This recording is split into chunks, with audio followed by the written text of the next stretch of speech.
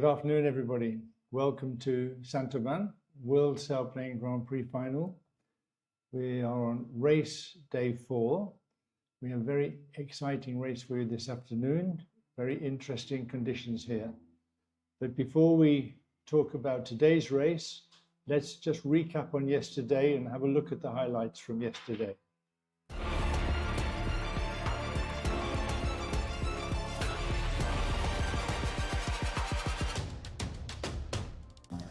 Welcome to day 3. It's really nice here, really warm on the ground. First cumulus are here, so we will have a great third race. The start of this third race was already pretty interesting, with 3 different routes emerging very fast. We had a bigger group going to the east, following the crest of Vaumas, Jouer, Malop mountains. We had also Adrien, Henri, Fox Mike, quite outsider, who got alone towards Crête de Sel quite low and getting stuck for a moment in the Bueche Valley. There were also 2 pilots, Mario Kisling and Stanislav Biela, choosing a complete different way to the west and making a large detour. It was the Gaggle option who worked the best, as they turned the first turn point clues earlier and higher than all other pilots. After turn point 1 La Cluse, pilots were able to use the powerful energy available on the Pic de Bure, climbing up to 3,600 meters. This led to an exciting acceleration of the race towards Josier, with high ceilings along the way. The main pack stayed together, and yesterday's race winner Kevin Faure took the lead with Alberto Seroni, both at a fairly good altitude to turn point 2 Josier. A few options were taken by the pilots trying to escape the pack, without any major success for now. Stefan Langer, Klaus Kambach and Arne Martin Güttler were the first one to reach turn point 3 Saint-Crépin. Then the descent along the Parcours du Combattant was even faster, all pilots choosing quite the same route, with Kilo Whiskey Didios leading. Differences emerged before the next turn point, Pousson, when some pilots decided to invest on Bleyel and climb, notably Didios and Eric Borgman, who reached a very high altitude of more than 3,000 meters, while the others went on the parkour ridge as far as Coupe without climbing. Flying back towards the Durance Valley, we are approaching the most technical part of the race. The last 100 kilometers are going to be full of surprises for our pilots. Limited by the airspace around Saint-Auban, they had to make a long glide from the Plateau de Puy-Michel to the south of the Lure mountain. The pilots were able to jump over the ridges towards the Jabron Valley, but they stayed quite low in this area and struggled to find a lift. They were all around 1,400 meters, and that's where the drama unfolded. While the others were looking for a lift, quite low, even very low for some of the pilots, Christopher Buddy found a very good thermal and patiently climbed way enough to secure the final glide. The pack behind him, with Eric Borgman and Peter Millenaar, very close to each other, went on the same strategy, crossing the finish line almost 2 minutes after Christophe, respectively second and third on this third race. It was a very exciting day, which completely upset the general ranking. Very cool finish with no stress, not looking to optimize, just flying straight, not too fast, and it was okay.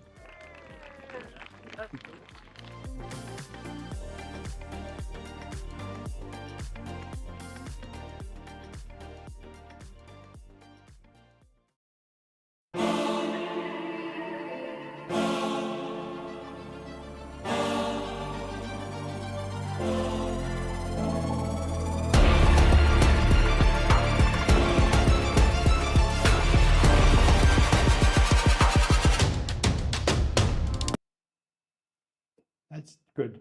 Great highlights of yesterday's very exciting race. I am here this afternoon with Aude Unterzee, Hello, everyone. Who's one of our commentators for the race. Aude is a member of the French team, gliding team, and World Championship pilot and knows the area very well, an expert on this area. And also to look at the results from yesterday, René Vidal is the referee for the event, and we will ask him an explanation in a moment for the penalties. The interesting thing about yesterday is we had two Dutch pilots on the podium. Christophe Abadé was the winner of the day, with the two Dutch pilots, Eric Borgman and Peter Millinaire, on the second and third place, all flatland pilots. Very exciting. Mario is up near the top for the first time in the competition. And we also saw a very exciting finish to the flight yesterday when some of the top pilots really dropped right down the rankings with Didier and Stefan. Stefan actually landed out in Seastrom, and Didier, he was home too late, much too late to be scoring, and it gave us a very interesting finish to the race. René, we had two penalties yesterday. Maybe you could explain what they were for. Yes, indeed, we had two penalties. One is from Kevin, who crossed below the minimum altitude, including the safety band that we have. Well, there is a penalty band. So basically, he was below 650 meters, and it's like he never crossed the line. So he is out of the point. He got 0 points. And the more dramatic was Gintas Sube. He had he entered into the penalty zone. He had 48 seconds of penalty, and that penalty made him to drop 2 places in the rival, and just to put him out of the points. He had 2 points, but with the penalty, he lost 2 points. So that was very extra. And did he need to go below the altitude? Did he finish above and go below before? He finished above. So, you know, the downdraft, updraft, nervousness about being chased, etc. So this is a Grand Prix. So the interesting thing about the finish altitude penalty is it applies all the way from the control point. Exactly. Yeah. So the pilots must not dip below that altitude between the control point and the finish line. Exactly. And that's for race safety reasons. We don't want pilot to be pulling at the last moment, and we can find a pilot or glider behind at the top and have a collision. So that's many penalties we have are for safety reasons. Many, not all of them. But it's good because when we have no start penalties, no turn point penalties, very few finish penalties, Exactly. the pilots are really learning how to fly the competition exactly correctly within the rules. That's good. Let's hope they keep it up like that. Exactly. Yeah. So maybe, Ord, we can look at the overall position now. Yeah, let's look at the overall ranking after this fourth race yesterday. So it's quite tight actually between the 10th first pilot. Sorry, we have first Maximilian Seys with 16 points, and close behind him Peter Millinaire with 14 points, which is really close, and then just 1 point below Eric Borgman. So it's really like tight, and everything can change like in just one race. And we know with this type of scoring, it could change quite quickly. Definitely. And furthermore, we have also 5 pilots on the 5th place with 10 points each. So it can really change a lot for the overall ranking until the 10th place. So it's going to be interesting. We still have 3 races possible until the end, so we are halfway. So yeah, a lot can change. Just to interrupt you, Ryan. If you see, for example, Eric Borgman is 13 points, right? Yeah. And on the first day, he came first, but below the minimum altitude, he got 0. So right now he could be 23 points. Could be. That's That true. would be a nice lead to have Yeah. at the moment. Yeah. But we will see what effect that has at the end of the week. Yeah. See if it does. The great thing about Grand Prix scoring is that somebody like Mario or Stefan on 10 points tonight, they could be winning. Yeah. Because if Maximilian has a bad day, they could be way ahead for tonight. And it will be like that right to the end. Yeah. Unless the top pilot on the beginning of the last day has more than 11 points, I think, because there's a bonus point on the last day, true. Yeah. then it could be anybody's. Yeah. We are looking forward to today's results and see how close it will be for tomorrow's racing. Mm-hmm. So we're going to start talking about today. First of all, we want to go into the weather explanation for today and give you a little bit of an insight into what the conditions will be like for today's race. So, Ord, maybe you could fill us in with that, please. Yeah. So today is, I would say, marginal day because we are ahead of a cold front, which is slightly coming closer to us, but it will not affect us directly today. What will affect us and is already affecting the area is this massive cirrus cloud cover, which limits the sun heating. But as the air mass is good in the low level with a good instability and more moisture in the low levels, we still have some nice cumulus forming on the mountains. And you have on this view towards the northeast of Saint-Auban, towards Vaumaz, which is a towing point, a release point of today. Very high cumulus. They are peaking probably above 2,400 meter altitude, which was the ceiling we expected for this time and this area. So it's good news. The forecast so far is working. And there is the risk of showers or thunderstorms at the end of the day could have a very big effect on the end of the race. Yeah, definitely. As the air mass is quite unstable, we may have some overdevelopments at least, and locally a shower. But as the sun heating isn't that strong today, and as the models doesn't take into account the Saharian dust there are in the sky because it's really dusty above, we may not have that much convective and shower activity. So we'll see. We'll monitor the cumulus evolution, we'll monitor the radar animations and see how it's developing across the afternoon. But it's the threat, the weather threat of today. It's such a great explanation of the weather. We're really lucky because Ord just happens to be a professional meteorologist. Yeah?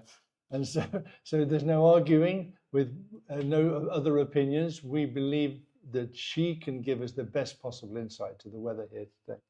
So let's have a look at the race now and see how that might affect the race and see where we have to go. Ord, maybe you could talk us down the first leg, please. Yes, so they will start west of Saint-Auban on the south slope of Lure Mountain, and they will head towards the northwest, like yesterday, heading to Col de Cabre.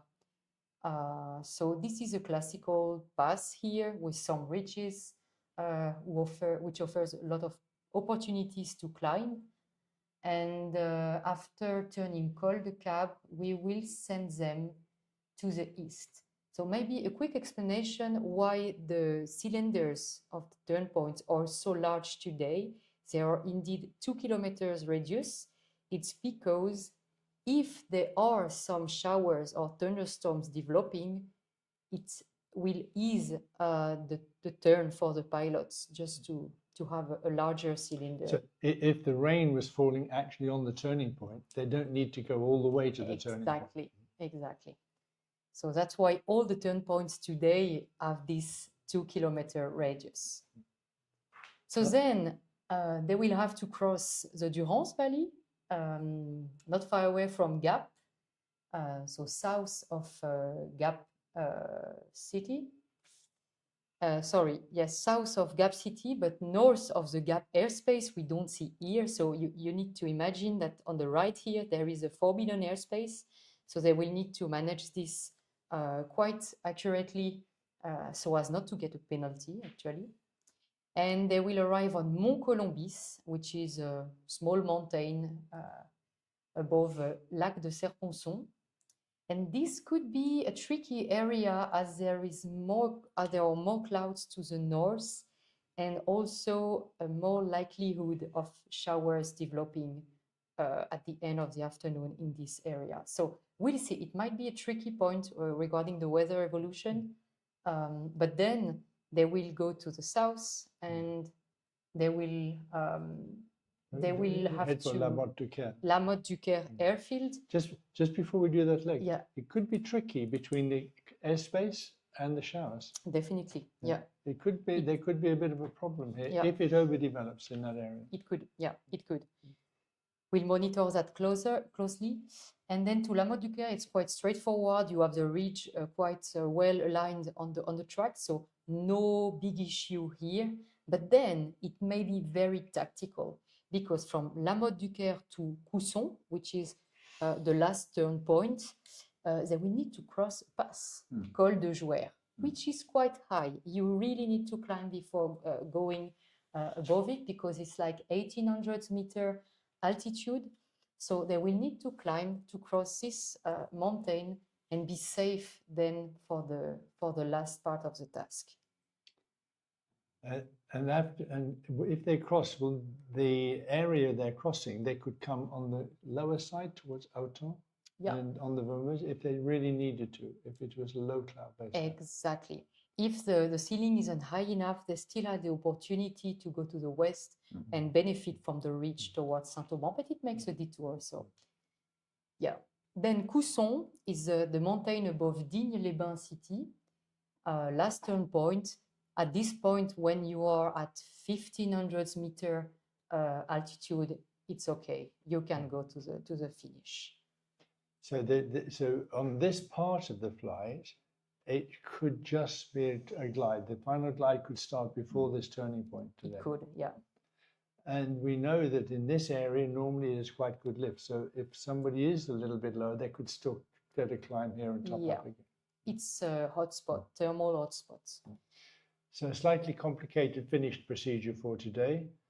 Normally we try to finish so that it's direct onto the airfield, so pilots can finish and land direct, but we won't know which way the wind might blow and which way they might land.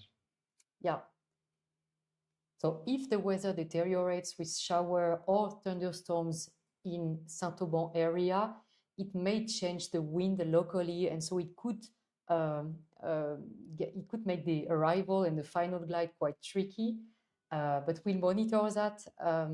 Yeah, as I said before, given that the thick cirrus coverage, convection activity and intensity might be a little bit weaker than expected. We'll see.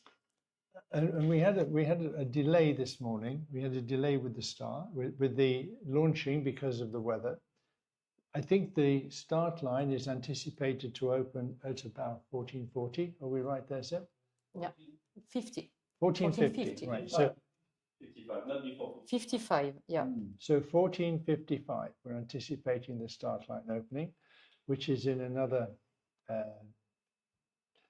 15 minutes. That delay is because the convection didn't start as well as we had hoped. So the launching is delayed, takes longer to climb up, the start's delayed. And the start height will still be to 1900 meters. So the maximum altitude to start will be 1900. That should not be a problem. We can see already the pilots are reaching higher than that. Yeah. And the finish height, the finish height is much higher than normal. It's 850 meters. Yeah. It's to enable the pilots to be high enough to do a complete pattern to land south, or to do a short pattern to land north if in case there is north wind. Saint-Auban. So for the 850 meters, people have a lot of options. They can choose which they go. Which way, we can choose which way they should fly the circuit, and they'll have plenty of height to do that for landing. It's quite interesting because there's quite a lot of activity in Saint-Auban. There's quite a lot of flying activity, and in these conditions, it can be quite interesting when the wind changes from one side to the other, and everybody has to be contacted and told to change direction. But they organize it really well. It usually goes off pretty smoothly. Yeah. So what we'd like to do now is just have a look at who Claire's been talking to on the grid before they go flying, and when Claire's finished on the grid talking to everybody, we'll come back and start talking about today's race and the preparation. And when you come back, it'll be Antoine Aved, and Aude will talk you through the first leg of the race. So let's go and see what Claire's got to say.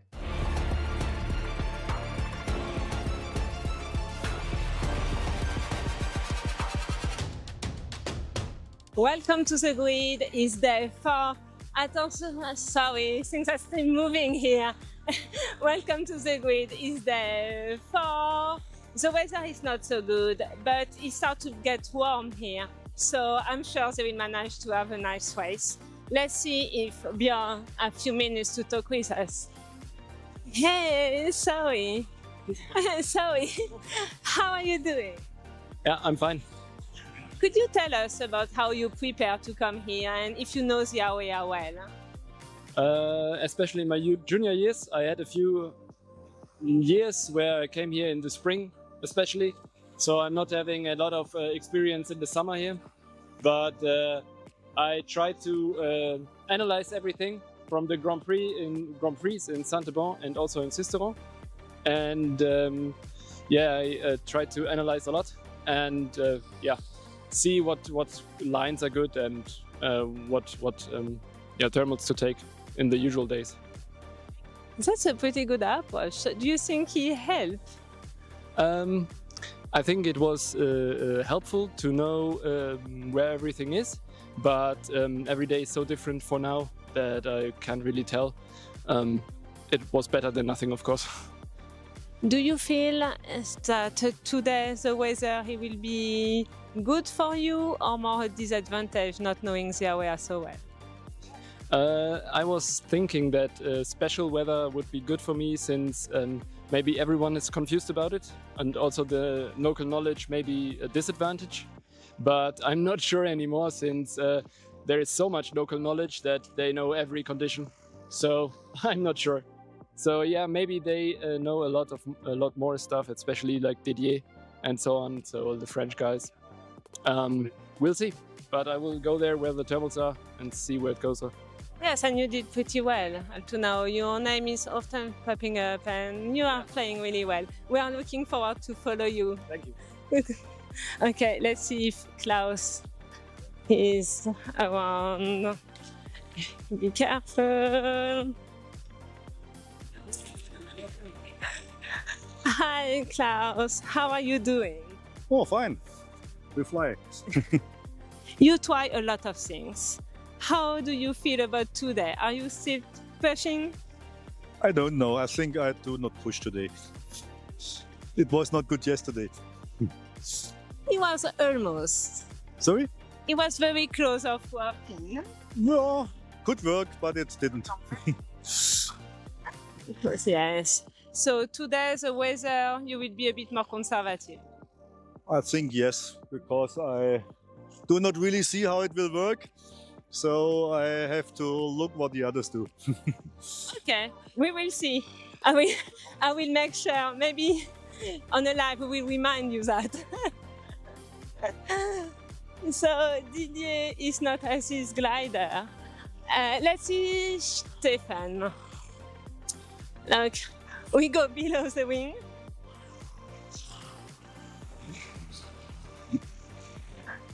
Hi, Stefan. Hi. How are you doing today? I'm good so far. You're generally flying a 15 meters, a go-kart. How it is to fly now an 18 meter? It's not so much difference. Also the speeds are the same more or less, and the glide ratio is a little bit better, yeah. And of course, it's not as fast turning. So it's still very, very nice flying 18 meter. Okay, so is it transition between one to another? Not so much actually. Good. Are you happy with your results up to now? Yeah, the second day could be better, but with the rest I'm okay. I mean, there were some mistakes, but yeah, second day was a little bit sad. Yes, but it's a beauty of Grand Prix. you're allowed to mess up once or twice. Exactly. The field is still really open. Yes. We will follow you during the live. Have a good flight. And let's see, I would really like to talk to Mario. So we will skip Alberto. We will come back if we have more time. Mario seems to talk strategy. I hope not to interrupt here too much. Sorry, can I borrow Mario for a second? How are you doing? Good. Looking forward for a good class today again. The field, it's a lot of pilots are still a very open field. The competition is still really open. Is that an advantage for you? To be honest, I somehow expected because there are lots of good pilots, and so it's very close race, as you say. And I wouldn't say it's a big advantage or something for me, but I mean it's tight, and there's lots of chances still for me, I would say. Are you still planning to attack a lot today? That always depends on the day. Yeah. So far it did not work out too well, right? So let's see. I mean, today I think the race is more and the task is more structured. So there's not too much of options. So I expect more of a bit cake flying, but we'll see. Okay, we will follow you and cheer for you. Thank you. Thank you. So I think we will stop the grid walk here. Enjoy the live.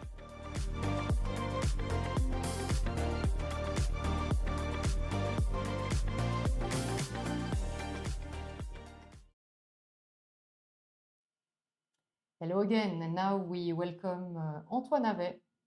Good afternoon, Aude, Serie, and welcome back for race 4 of the Sailplane Grand Prix here in Saint-Auban. Very pleased to be here.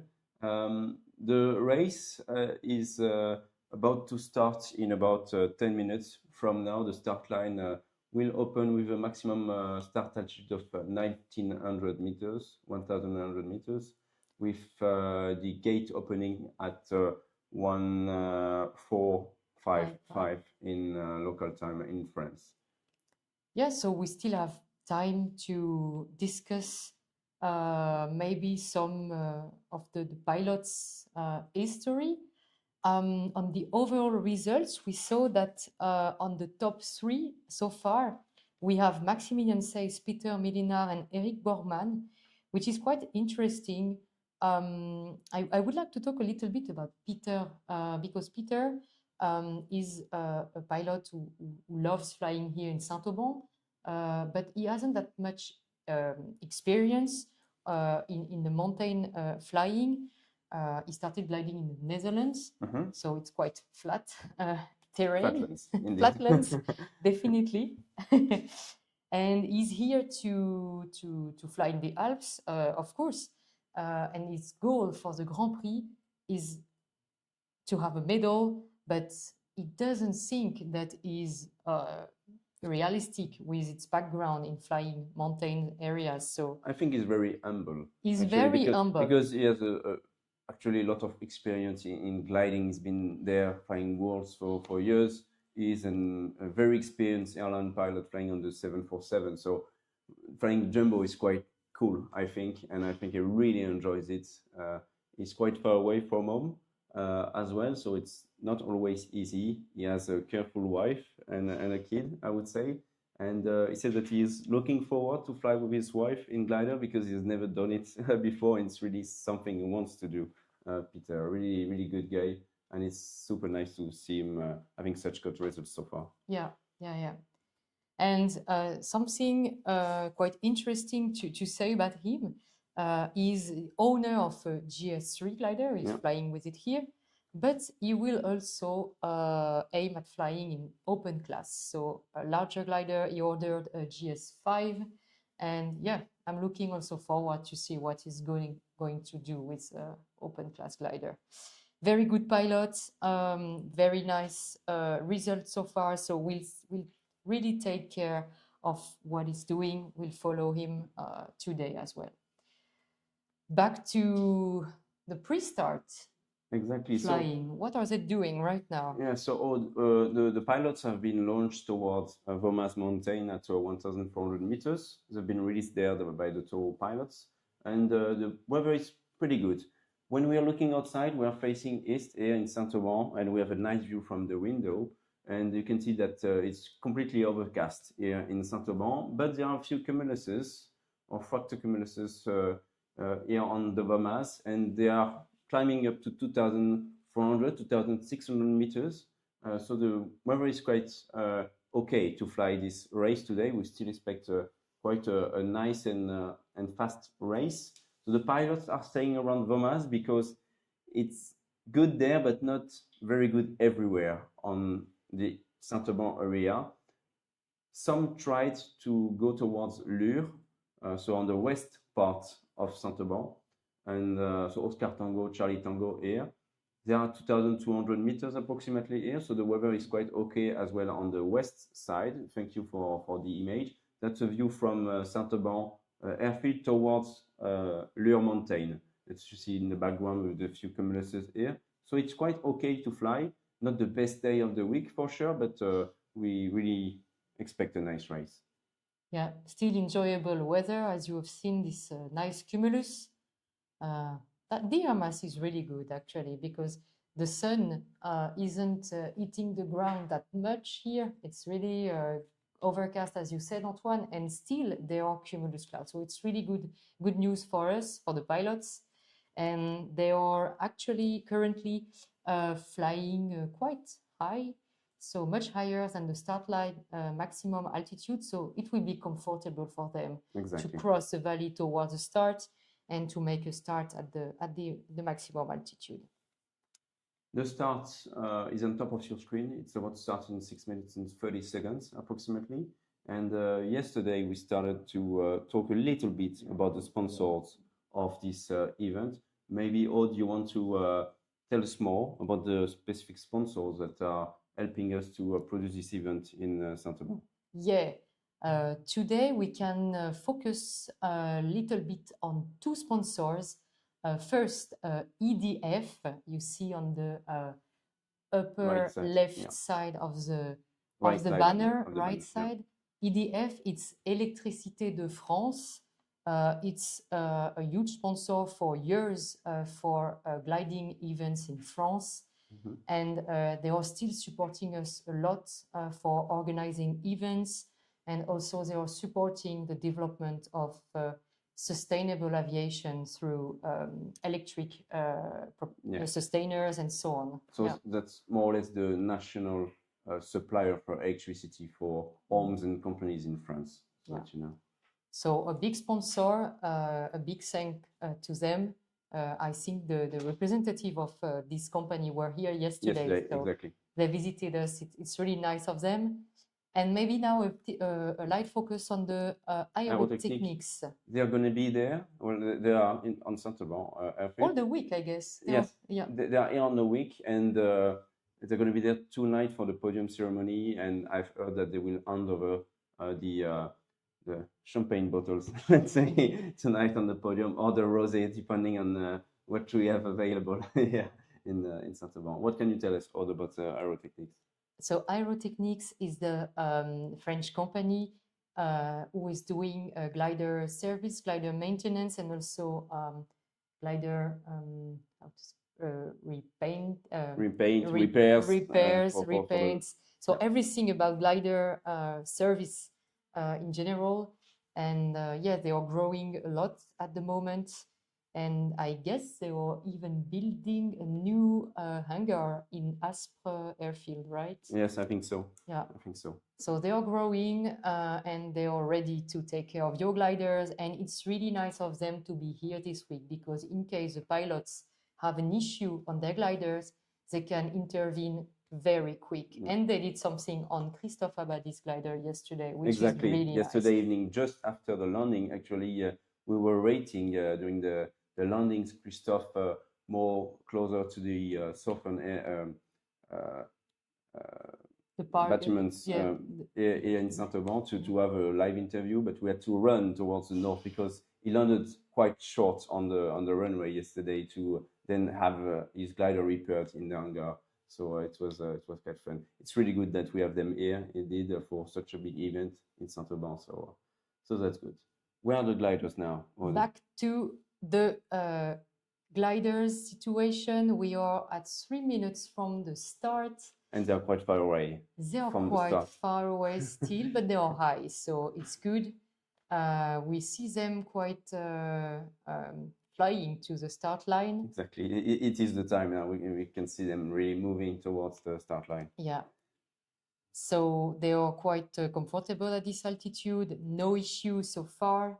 And we have still this west group north of Lure, who will also need to fly back to the start because they are on the wrong side Exactly. of the start line. Exactly. What is the time limit up to which you can be on the... It's 1 minute before you need to 1 be minute. at least on the good side of the start line, so that you don't cross the path of the glider starting the race. Obviously, I like the attitude of Eric Borgman and Juliette Goff, who has really anticipated this start. 2,200 or 2,300 meters, let's say, is more than enough to wait 2 minutes. With the maximum start altitude at 1,900 meters, is very comfortable here to make a good start. So I like it. Indeed, Oscar Tango and Charlie Tango will need to come back quickly towards the start line because it should start in 2 minutes from now. Everyone is moving towards the start. It should be confirmed at 55. Honestly, I'm having some doubts, but now everyone is coming back, so it's confirmed. It's sure. confirmed, yeah. So we may imagine that where Oscar Tango, Yankee 4, and Charlie Tango were, there is probably a thermal or at least a cumulus or something because sure. they were spiraling. So what do you think, Antoine? Where are they gonna fly towards Col de Cabre, first endpoint? So Col de Cabre is a mountain pass close to Aspre airfield, leading towards the Diwa Valley, Lucan-Diwa, and then towards Avignon, let's say, much further away. It's not easy to go there, but they will probably use the west option, going to Lure, and use those small hills and jump from ridge to ridge, just like we've seen yesterday evening, yesterday afternoon during the arrival, which was very technical. It's the same area where Christophe Abadi, yesterday's winner, made the difference to win the race. The start in 45 seconds. Look, they are ahead or no? They are on the wrong side. They're on the wrong side. Yeah. Juliette Golf. At least Yankee 4 is going to have penalties, but Juliette Golf is on the good side.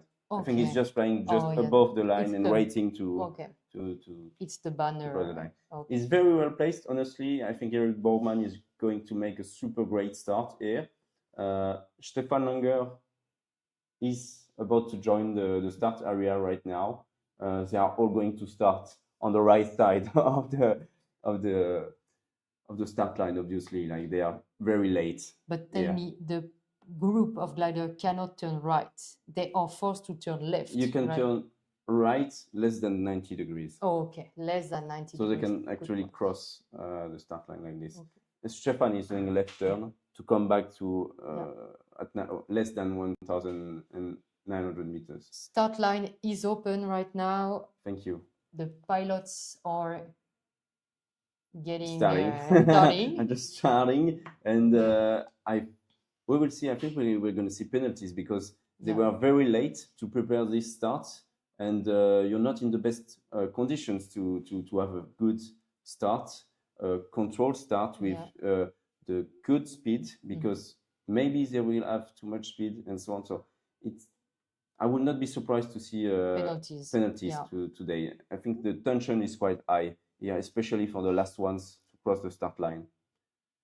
Eric Borgman has had the best start. Maybe. If he doesn't get penalty, we'll see. So far, they are heading to Lure Mountain, where the West Group was before. We have seen some cumulus there, So in this area above Lure Mountain, they cannot climb more than 2,300 meter altitude because there is a forbidden airspace above. It's not displayed here, but it's important to know because they will be limited in altitude if they climb. So one main gaggle obviously on the right side of the track, because lot of the pilots were late, and we have the German pilots on the left side of the track going to Lure, and the Yankee 4 is stopping to climb back against 2,300 meters before going towards Chabre. So the main spot to climb after here is going to be, you think, La Platte or Chabre, or which I mountain? think La Platte, and if La Platte Okay. doesn't work well, Chabre is Is an most option. probably is a good spot. Yeah. So Benjamin came this morning, obviously, after the briefing with the pilots to explain us the task and what would be the key points for the day. And the start is pretty straightforward. I mean, yes, you have the airspace constraints and so on, but there's more or less only one track, unless there is some blue sky somewhere with better cumuluses, but we should see them more or less going on this track, a little bit on the left towards those small ridges here. But that's it. They should all follow the same path. Near Col de Cabre, there might be some split in this big group in the Gaillol, but not going to be very significant. And then we're going to go towards the east, indeed, toward Colombis, which is a mountain near Gap. And this is going to be even much more interesting than for the first turn point. Let's see if someone can manage today to leave the main gaggle, because yesterday it was difficult to leave the gaggle, right? Yeah. Yesterday it was strong, so all the pilots were just catching up all together. Today, I don't know how the conditions look like to the northwest. It would be interesting just to have a look on the webcam if we can later on. But still, the gaggle is climbing. Yes. Apart from Christophe Abadi who left, I don't know why, because they were climbing. I know why. Good. He's just going where he was yesterday afternoon, and he's going to get the good climb, just like yesterday again. So that's why he left. No stereotype. Today is another day. Yeah, or maybe he has seen something. There are cumulus, or maybe a line of cumulus. We're going to have a view in a few seconds. Oh. So that's the view from Chabre, so Meuge Valley and Buèche Valley, with Serre and Aspre further away. We have Saint-Genis, which is the mountain on the right side of the screen, just above our heads here, Saint-Genis, and a really good view where we see absolutely no cumulus, right? No cumulus to the northwest. Maybe, Sébastien, you can figure out the turn point.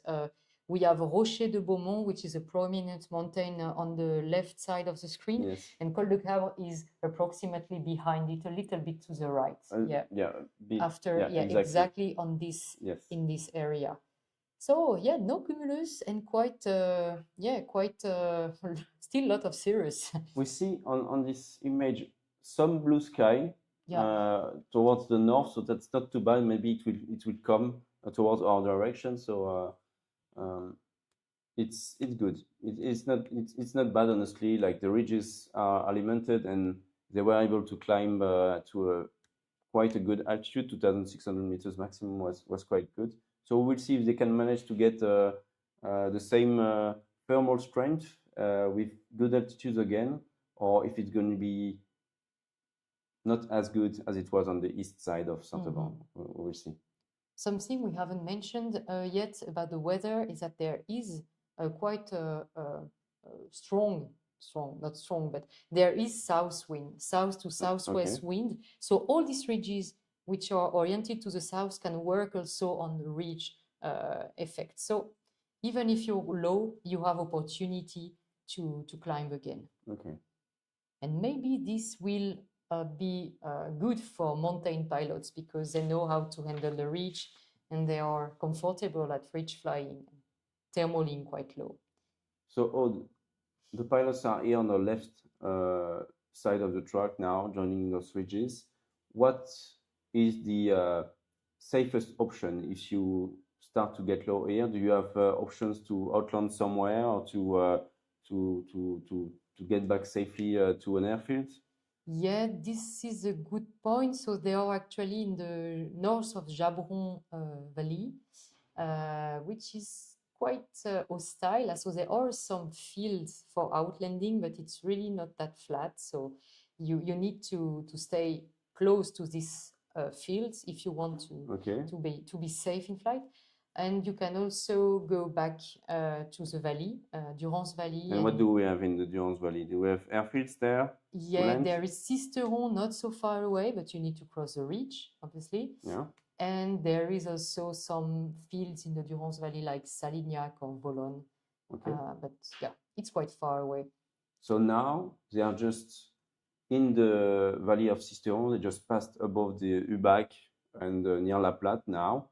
So the escape route would be to go back towards Sisteron. Yeah, definitely. Probably. Now they are flying local Sisteron, but they could also get the local of Serie depending on how they climb here. Okay. They have good gliders. Maybe we can go back to the type of gliders and the performance. It's 18-meter class gliders with a glide ratio of what? What glide ratio? GS3, 18 meter. It's about more than 53, 55, right? I would say 50. I'm not sure actually. I'm not used to 18-meter yeah, class gliders. but not anymore. I've been flying a lot the club class. But at least they have good gliders, and they have also water ballast in them, so they are flying quite fast. More than enough for today's weather. Honestly, like those swings are really good. They have really good gliders. Let's talk maybe quickly about the different gliders that the pilots are using. Do you know which glider they use? Yeah, they are almost all the same. So we have Ventus 3, we have GS3, we have an AS33, and one GS1. Exactly. So 4 different gliders plus a few options like different type of engines, like electric engines, to get back from difficult situations or avoid outlanding or stuff like that. So Ventus 3 and S33 are built in Germany, right? Yeah. From 2 different manufacturers, companies. And the GS3 and GS1 is from the same manufacturer, which is Junkers in South Africa. And those gliders get imported in Europe. And in the world, actually. But all these gliders, even if they are different from different companies, they have almost the same performance, the same characteristics of gliding. Yes, exactly. They are a little bit different when you fly them, but they are really similar. And in the Sailplane Grand Prix, we try to have a fair race. So the maximum wing loading, we use maximum wing loading, which is not perfect, but which is, we believe, fair for now, of 48 kilogram per meter square for those pilots flying the finals in the Alps, which is a difficult landscape, especially today with the weather. It's not easy to take the thermals close to the ridges and so on. So we believe it's a good compromise so far in SGP. Christophe Abadi is leading the race. Yeah, Christophe is pushing ahead. Benefiting from the ridge effect. You see his vario is positive along the ridge, so he's gaining altitude while going forward, so it's really nice. And he's followed by the pack, big pack. You've probably seen Christophe Abadi's interview from yesterday's win. I would say that there's famous sentence that says that Red Bull gives you wings. I think that winning as well gives you wings, and that to Lima, Christophe is maybe in a good day again today, and is leading this pack, believing that he can make it again. Turning right, 1,800 meters in a thermal, looks like something good. And the other ones are stopping behind. The main gaggle is stopping behind. Maybe we can have a close look on the main gaggle to see who is on top of this one. I see Mike, Peter Millenard. Yeah. Kilo Whiskey maybe. We have also Stefan Göttler, who was quite higher at the beginning. Yankee 4. Stefan Langer is here too, yeah, at the top of this gaggle. Below is 2 X-ray Tel Schmetzer from Belgium, 1,900 meters almost. We have And- also Didier Hauss, Kilo Whiskey, Kevin Ford, Lima Bravo, Stanislav. So all the good pilots are here. Of Oh, course, there are only 2 outsiders behind them. I think Lima Zulu took a thermal just after the start, so that's why he's a little bit behind. And Quintas. Fox Mike, Adrien maybe Henry, we have an it's issue Adrien. with the With the network. tracker. We Yeah, need to yeah. wait for Adrien Henry to confirm his altitude right now. So let's say that it's not reliable Oh. yet. Look, Quintas is- Christophe is Yes, flying back to the gaggle. I've Oh. seen that. So Christophe has lost some time Yeah. for now, but it's not decided yet. Obviously, the race, and he will be able to catch up and to be back in the leading group in a few minutes, I think. So this is what we call the gaggle law. The gaggle always won, right? Yeah. That was the case yesterday. Going towards turn point one, a few pilots took some options, but 17 pilots out of 20 stayed together, and they reached turn point one, which was Lacluse near Pic de Bure, 5 minutes earlier than the others who took over options. So flying in the gaggle, especially at the start, is very important, I think, to perform and to get the points at the end of the day. Because to win a Grand Prix race, you just need to be above the others at the last thermal, basically. So it's very tactical in Sailplane Grand Prix, and let's see what the future holds for them. Yeah, but what could make the gaggle not that efficient is that there is a critical size where you get, and then you are too many gliders on a very limited space, and then you're too busy and it's not efficient to climb. So maybe Christophe can catch up with the gaggle because he's alone and he's behind now, so he can see what's going on in front of him. So Quinta Zube is joining the pack now at 1,900 meters. I see. So we've had this Fox Mike is joining as well, 1,800 almost.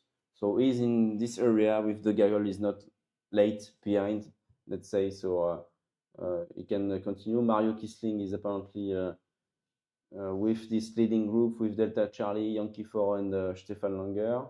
Arne Martin Guttler as well is here. Klaus Kalmar, Max Seyss, the leader of the Sailplane Grand Prix so far with 16 points. So do you know a little bit about Max Seyss? Yeah, Max, we are the same age, so I know him. We are of the same generation, so we made championships quite at the same time together. And yeah, Max is really experienced young pilot. He has already won the Grand Prix final. He was the youngest pilot to ever win a world championship and a world Sailplane Grand Prix. He is really amazing. He has a strong experience, of course, in the Alps because he trains here. Yes. He's flying from Vinon, I guess. He's from Vinon. Exactly. He's flying. He's from Bordeaux. He started flying in Bordeaux with Eric Bernard, who is in the French team, or who's been in the French team for many years. World champion as well, Eric. And he's been helping Maximilien a lot in his starting career and sporting career too. And yeah, very good pilot, the youngest one to win in 2015 in Varese in Italy. So someone to always have a look on, a real outsider, a real one to watch for this final in Saint-Auban. And a pilot who is really at ease in the Ventus 3. He has rented the Ventus 3 from Thilo Ligaos, who is the owner of the Schemper's CEO of Schemper, company, which is building gliders in Germany. So yeah, he has the technique. He has a good glider. He is almost at home. His new home in the Alps. So yes, he's been flying there since 2012. Yeah, which makes quite a long time. Yes. So that's not bad. He has the experience here, more than 13 years. Yeah, Max is a very good pilot. He's 787 pilot now as well in real life, airline pilot. So that's he has a lot of experience, let's say. Yeah. So back to the leading pilots. We have first now Mario Kisling. 29 kilometers away from Col de Cabre. Yeah, they are getting closer. Yeah, quite fast. The first leg was not that long, 58 kilometers. So yeah, they are running fast. Average speed so far more than 100 km per hour. Yeah, it's good. I mean, it's going to increase along the way towards the finish. So it's quite a proper speed for the start because they were limited to maximum 1,900 meters, which was not the maximum ceiling for the day. So obviously they need to climb higher than this. They stopped before, but they were still constrained from the airspace, military airspace here. Now they are progressing towards the north with Rocher de Beaumont, and hopefully one of them can find a really good thermal up to 2,400 or 600 meters. Yeah, and they are really like working together because not following each other, but placing next to each other so as to check the air mass and to find something. They are really prospecting right now. Exactly. They are on a good, really collaborating, like on the Tour de France when you're trying to escape. And I really hope to see this today in this race because, as we said yesterday, it was impossible to leave the gaggle. Every time someone was trying to push ahead, he was being chased by the main gaggle, and no one really could escape this. So it was interesting. I hope that today one or two pilots, or maybe a small gaggle of 5, will be able to find a good thermal behind or in front, and then leave the main gaggle to make the race in front to have something quite exciting. Yeah. So far they are quite all together. There is no opportunities probably for now for this start because of the airspace, as I said, and the route towards 10.1 is quite straightforward, apart from the last few kilometers towards Col de Cabre. Yeah. So Alberto Sironi, Leo. They are flying quite fast, looking at the ground speed, 180 kilometers per hour. That's good. That's very good. Alberto Sironi is a very good pilot as well. He's flown a lot of worlds too. So looking forward to see him score more points, actually, because he's on 10th place with 10 points. 9 with points. 9 points, sorry. So he needs to get at least 10 to be at the same level as the others now.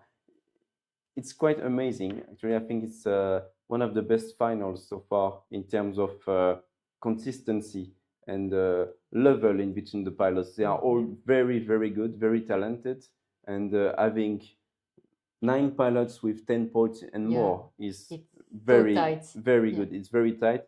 5 pilots have 10 points. 5 of them have 10 points. It's crazy. It's like just like a race win. So we have daily winners like Kevin Faure and Christophe Abadi, who scored 10 points and no points the previous days. Same for Stefan Langer. He won 10 points from the first day.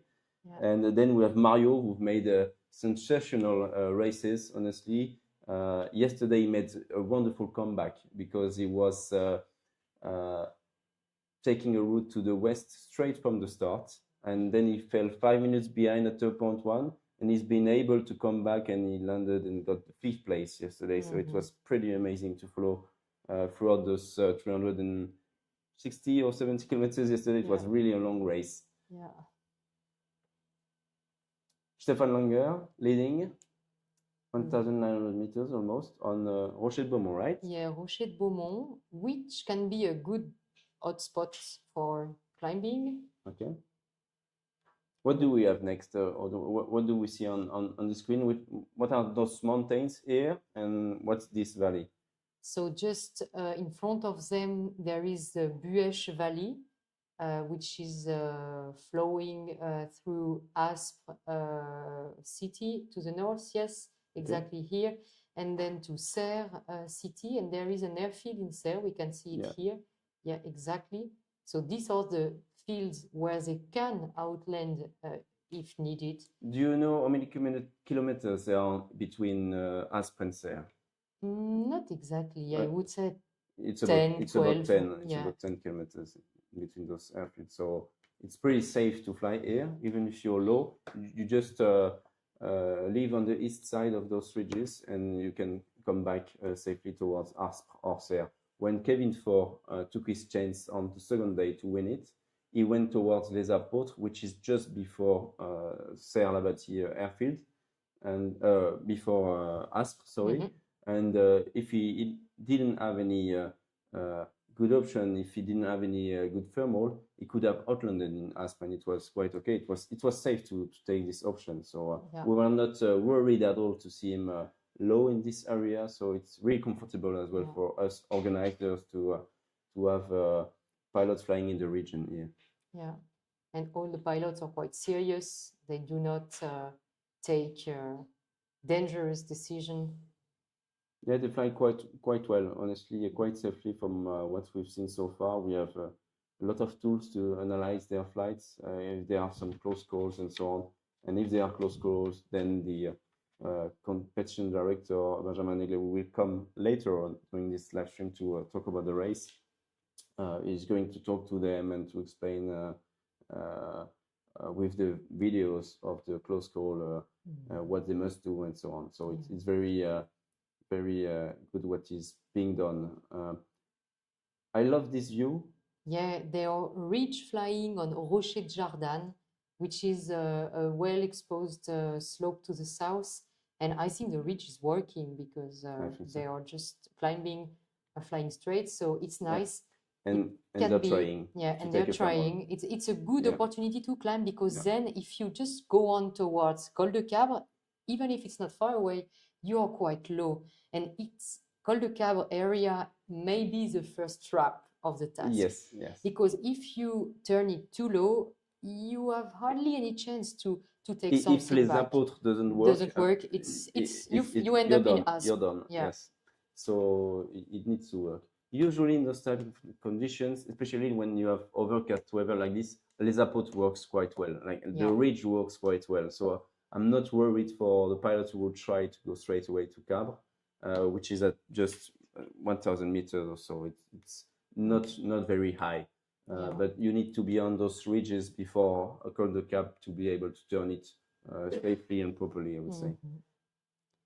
So they are not taking this. Maybe it's not good enough. We have options. I see Fox Quebec, 2 X-ray, Kilo Whiskey, and Mike stopping.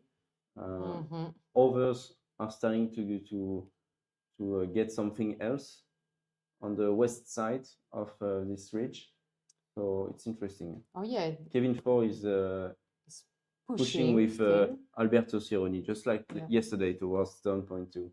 So the two maybe have the same way of flying. Yeah.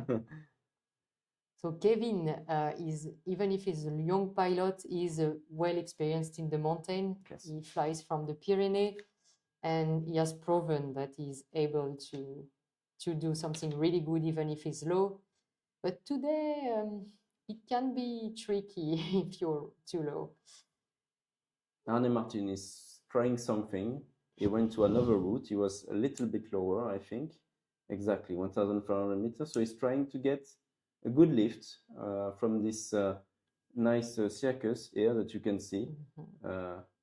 Hopefully the wind is blowing there and giving some energy for him.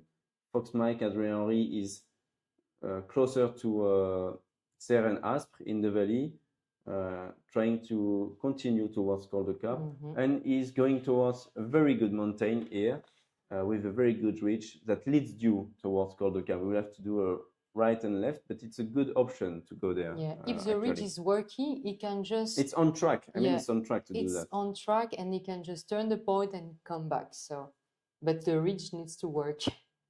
Yeah, Telschmesser and Peter Millenard, they're trying to climb, but it's not that easy, apparently.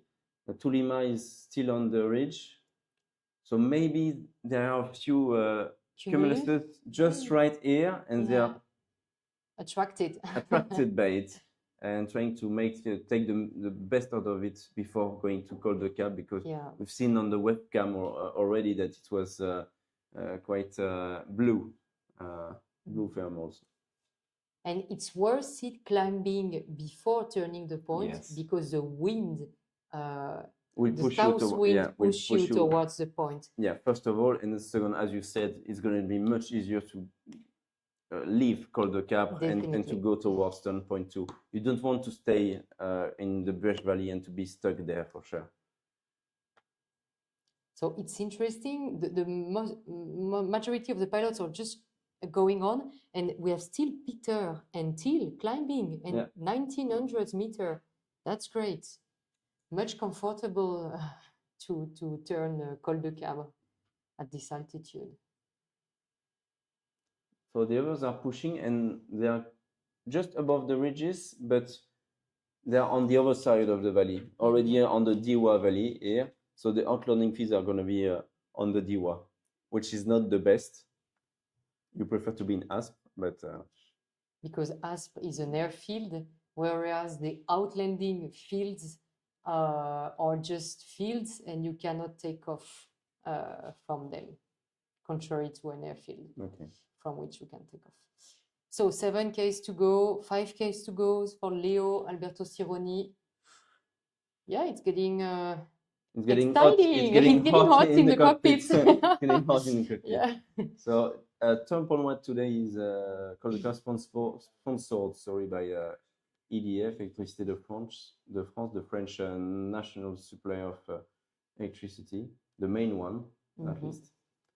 And you will see today that all turn points are sponsored by different sponsors, so we'll be able to talk about all of them as well during the race. Close Kalmbach is with Alberto Sironi in the Diwa right now, and it's difficult when you are at 1,500, 1,600 in this area. It's difficult, right? To get out of the west side of Col de Cap is much more difficult than to stay on the east, right? Definitely, yeah.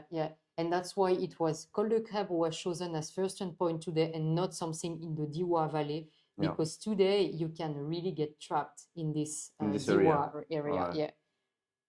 So I would really prefer the option of the bed pack and still staying. they are not that high to be on this side. Like, I mean, they're just going to be above the ridge to reach Col de Cap. So it's not that amazing, the weather, but they can fly, they can continue. Average speed is 110 kph for Max 6.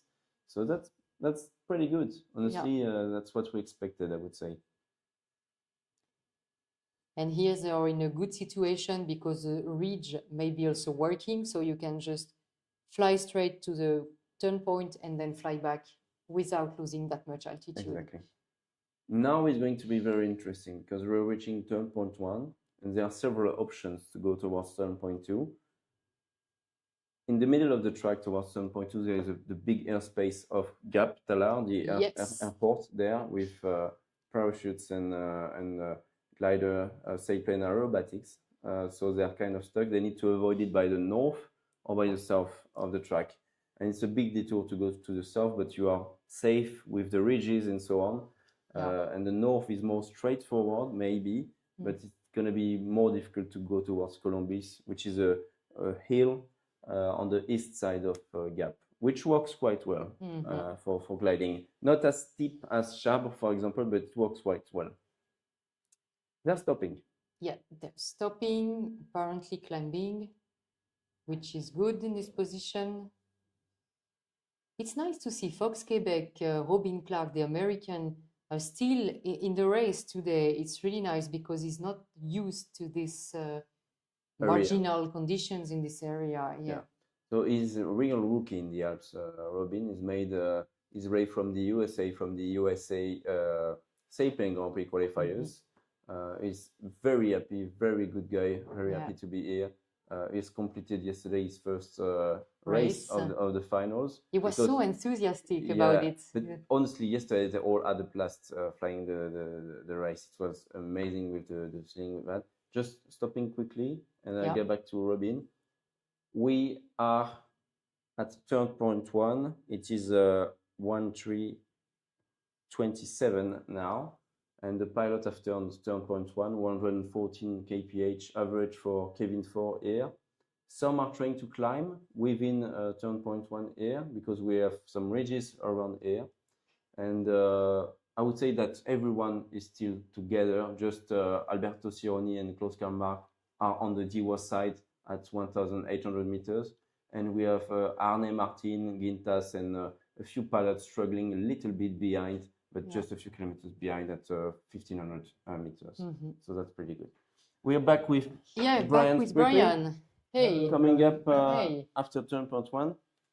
I think you've heard my recap of the race right now, and we're going towards turn point 2, which is Columbus, and we have 50 kilometers to fly towards turn point 2, Brian. Bit of a different sort of race today from the last 2 days. Yes. Not so many options, not so easy to break away. But now it's splitting up a little bit, we can see. Adrian seems to be quite happy to go and do his own thing in this race. He's got a bit stuck there, I suspect, in Fox Mike. Yes, Yeah. exactly. Yeah. And Lima Zulu Gintas is with him. It's quite easy to do in Ah. weather like this.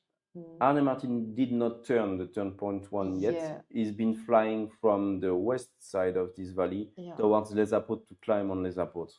Maybe he heard that Les Apotes would probably work today. Yeah, I think But, it's a good I hope spot. for him it will work. I would bet on Les Apotes for a good climb.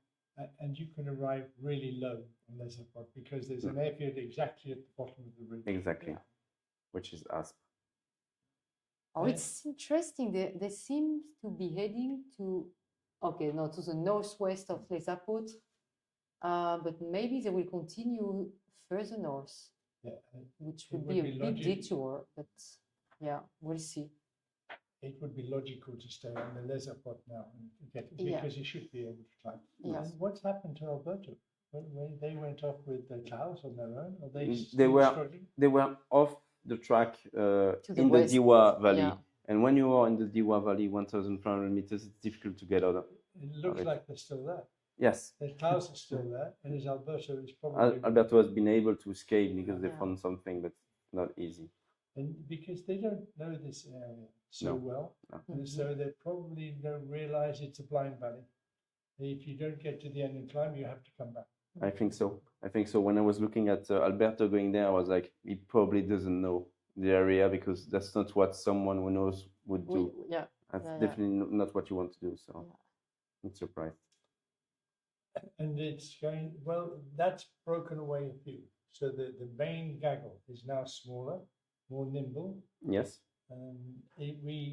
One of the things that some of our followers may not understand is how they organize themselves when they find a thermal on the ridge. Because there's so many gliders so close together, there must be a protocol. And the first guy should turn away from the ridge side. Yes. Should turn away from the ridge side, and everybody joining his thermal should turn in the same direction as him. So going round and round together is quite safe. Yeah. If one person decides to turn the other way, it's a big problem. Yeah. It's a bit like going down the motorway the wrong way. Everybody has to dive out of the road. They found something. It looks like they found something before Les Apotres. Mike, Lima Bravo, Oscar Tango, 2 X-ray are there, and Didier House is leading now, going on Les Apotres, flying on Les Apotres right now. He knows very well the area. We've talked about Didier multiple times already in the past few days. But he's broken away on 2 days and gone on his own, and it hasn't worked for him. Yes. So you know what we say? We say third time lucky. Exactly. Maybe today he breaks away and flies his own race, and it works for him better. Because we've seen before how one little mistake, and it's everybody's over. over the top.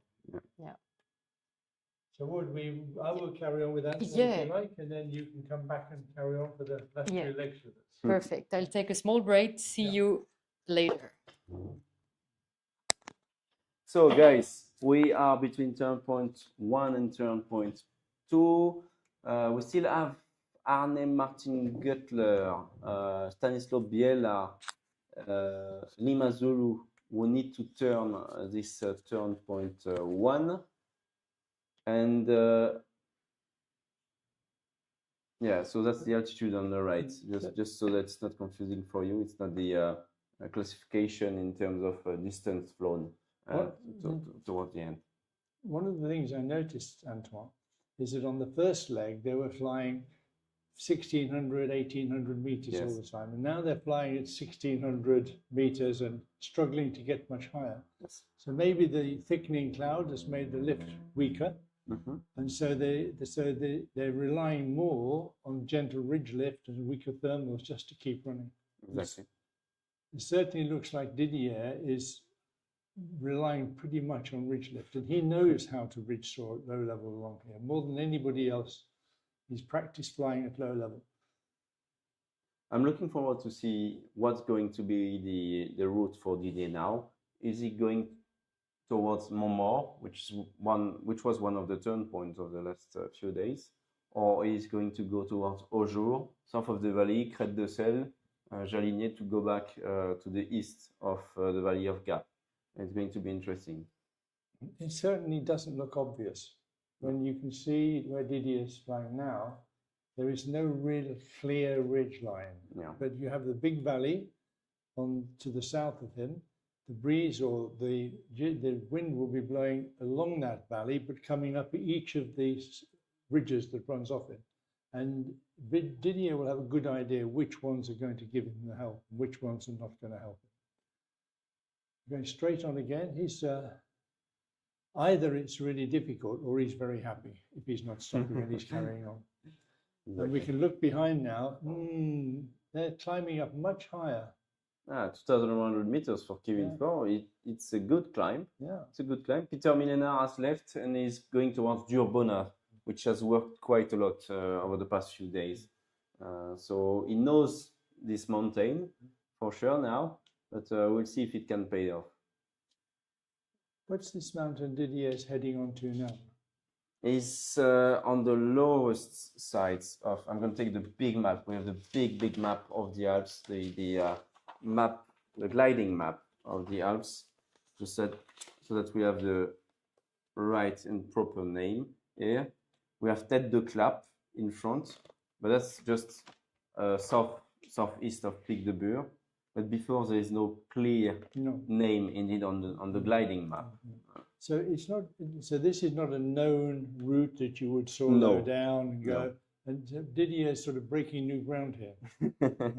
Ground that might be familiar to him, but not to the rest of us. Exactly. So if we pull back, That's the view of Serponçon. Right. And looking to Colombis. Yes. And we can see how cloudy it is. It's very completely overcast. Yes. Do you know that's one of the wonderful things about flying in the South Alps?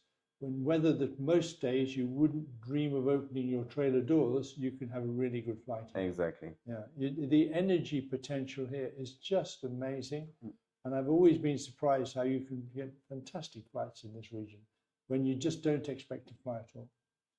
That's a good view, Seb. We can see now exactly what's happening overall.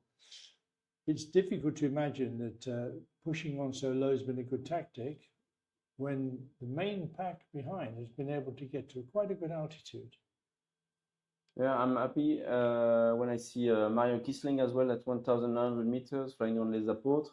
Kevin Ford is joining Peter Millenard, so it looks like they like flying together. We've seen them together multiple times as well. Max Seyss is at 2,200 meters. He's the highest pilot right now, with Alberto Sironi behind, apparently. Stefan Kotler is here, Eric Borgman in this area as well, so it's quite good. And I think Max is playing a very patient game now. Yeah. He realizes that a day like this, it's very easy to make a big mistake. And he's going to be patient, he's going to stay high, and he's going to remember that being high is more important than being ahead.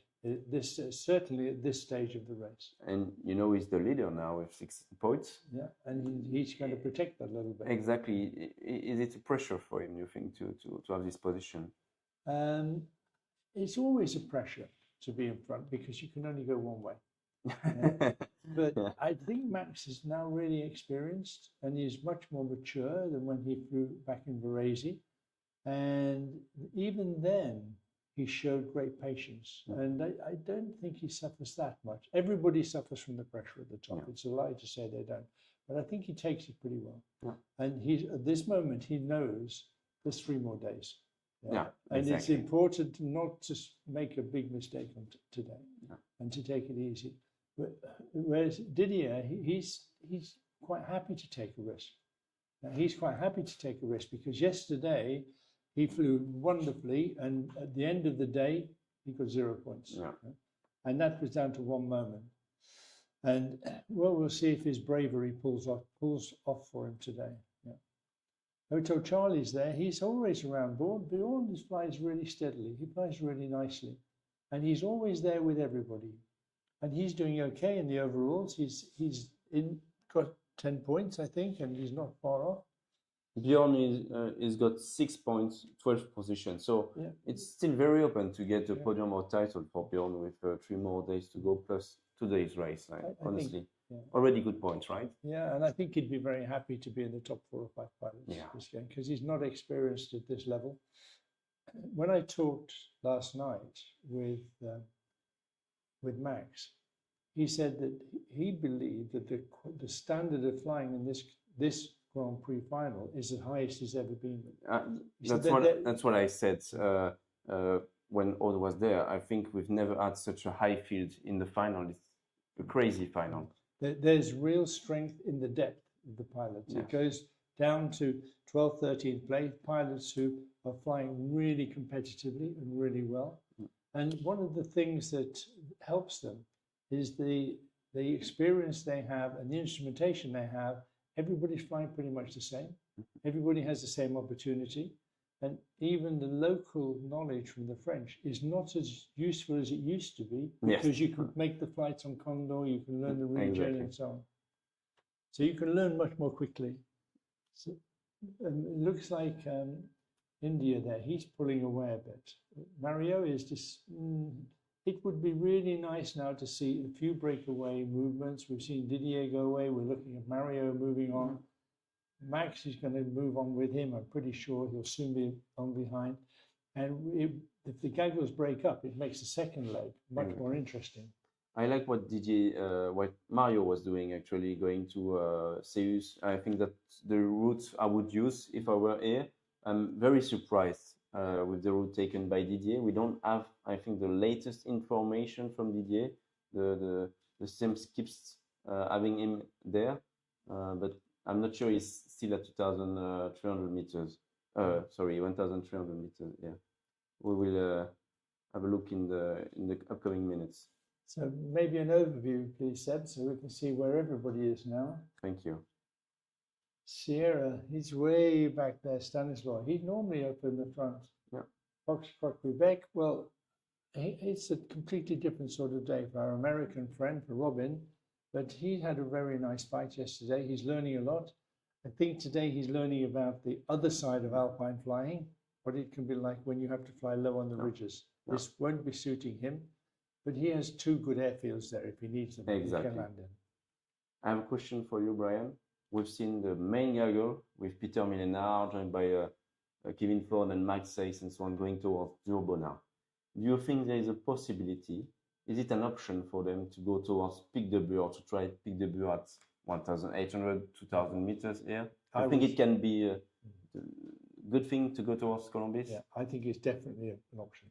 It's definitely an option, but when the sky is so overcast, you're looking at darker parts of the sky. You're not looking for cumulus, you're looking for somewhere where the overcast is just a little bit darker than elsewhere. And it's almost certain that with a south wind, a little bit of convection, Pic de Bure will probably be an opportunity to come back up to 2,200, 2,300 meters, and that will take you to Columbus, take you to CERN. I think if you make it 2,200, 300, you can then climb up to the top of the Pic de Bure if you have enough wind.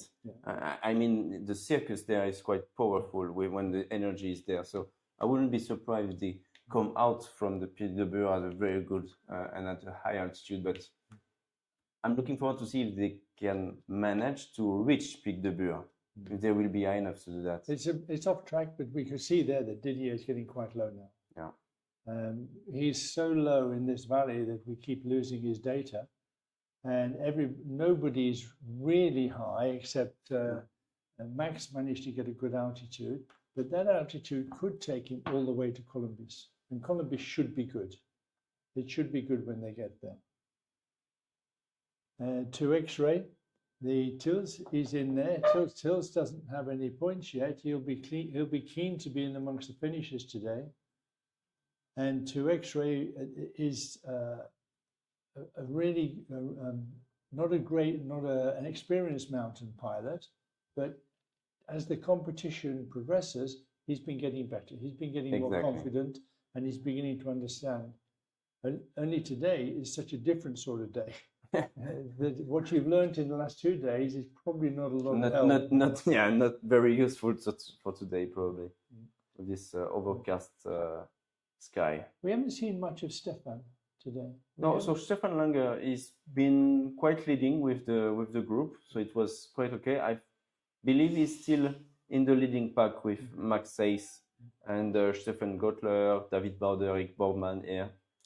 They're heading towards Pic de Bure. Yeah. Yeah. When we were looking at the run around the race, you think, it looks like a long way off track, but a good climb Pic de Bure onto Columbus, into turn point, no risk. Exactly. Yeah, no risk, a little bit further off track could be the best option. Yeah. Didier doesn't seem to think so, and Mario doesn't seem to think so, but we have a bunch of guys here who do think so. Now we have a real split. Now that we have a real separation. And we will almost certainly get the data back as they come out of the other side of this low mountain area. Is there an... Oh, and Robin Clark has outlanded. He's landed on As-sur-Bush. Yeah. Lovely airfield. It has one of the most beautiful views of any airfield. Exactly. Except maybe Puy-Masson. That's true. And when you stand on the top of the runway here, it's just beautiful looking down towards Serie and the hill. Good plan. Well done, Robin. Nice safe landing. It's good to see. I mean, the weather today is really difficult, and for sure, even more difficult for him that who does not have a lot of experience in the Alps, and seeing him outlanding on a safe airfield is good for us. It's excellent. And Mike Alpha and Lima Zulu, they're back in the running now. They're climbing back up. They're on Les Epotes. They should be able to climb quite well now. Mike Alpha didn't pass the Yeah, I'm not surprised. He still has. Yeah, he's still on Les Apotres, trying to climb here as much as he can to pass safely Col de Cab. Well, welcome to the real world, Arnaud. Oh yes, and today is a real. It didn't matter so much in the virtual world, but it hurts now to be stuck there. He's gonna learn a lot from this week, I'm sure. The pilots are on Pic de Bure, sorry. And it looks like they've all gone into stealth mode. They don't want anybody to see where they are. But they're all coming up to peak, and Didier is climbing. No, that's India we're seeing now, who's climbing. Oh, welcome, Benj. Yeah, with on just one question. You love better to be behind the screen or in the cockpit now? Maybe today behind the screens, but yesterday in the cockpit. Benj, come and join us, Benj. Yeah, come and join us. We're just a few minutes away from being at Columbus. So. We need your expert help, because we watched Didier getting lower and lower and lower in an area where we don't really know what might happen, because nobody normally goes there. So what's he doing down there? I think we've lost his data, but he was really too low. He's between the mountain of Seus and the foothills on the southeast part of Pic de Bure. I think it's 1,200 meters. Again, it's not a question of safety. It's no issue for now. But I think he was a bit too optimistic, but there was some wind on the low layer. But this area is a bit shaded by the Seus. You can see on the right part of the screen, just next to this big table with numbers, is Seus. And this shades a bit the wind coming from the south on the lower layer on the foothills of Pic de Bure. So perhaps we will see him in a few minutes climbing, but I would have not so much pushed in this area because it's not a typical day with a lot of wind. I see something very interesting. The group that we were following towards Pic de Bure, majority of the pilots have been unable to climb near Pic de Bure, and then they followed the route straight towards the east side of Bure to then go to Colombis. But Stefan Langer and Jan Kiefer, they stopped on the west part of Pic de Bure, and they are climbing. Stefan is already at more than 2,300 meters on the west side, so probably the wind is working well here on this part of the ridge. And the top of Pic de Bure is at 2,700 meters approximately. So if he manages to climb that high and to go around Pic de Bure, maybe he can live at 2,800 or 2,900 meters before going to Colombis, right? Complete different life if you change the level you are using. And it was interesting because we heard the pilots on the radio before I was opening the start gate, and one was really pessimistic. He was making commentaries pessimistic on the radio for everybody. No. Yeah. And I was like, okay, the mindset for some of the pilots is a bit off. And I think this is a typical day where Sierra Fox, Stefan Langer, perhaps he made the right decision because it's not a race of speed now. You have to be patient and to be high at the right moment, and perhaps it will pay off.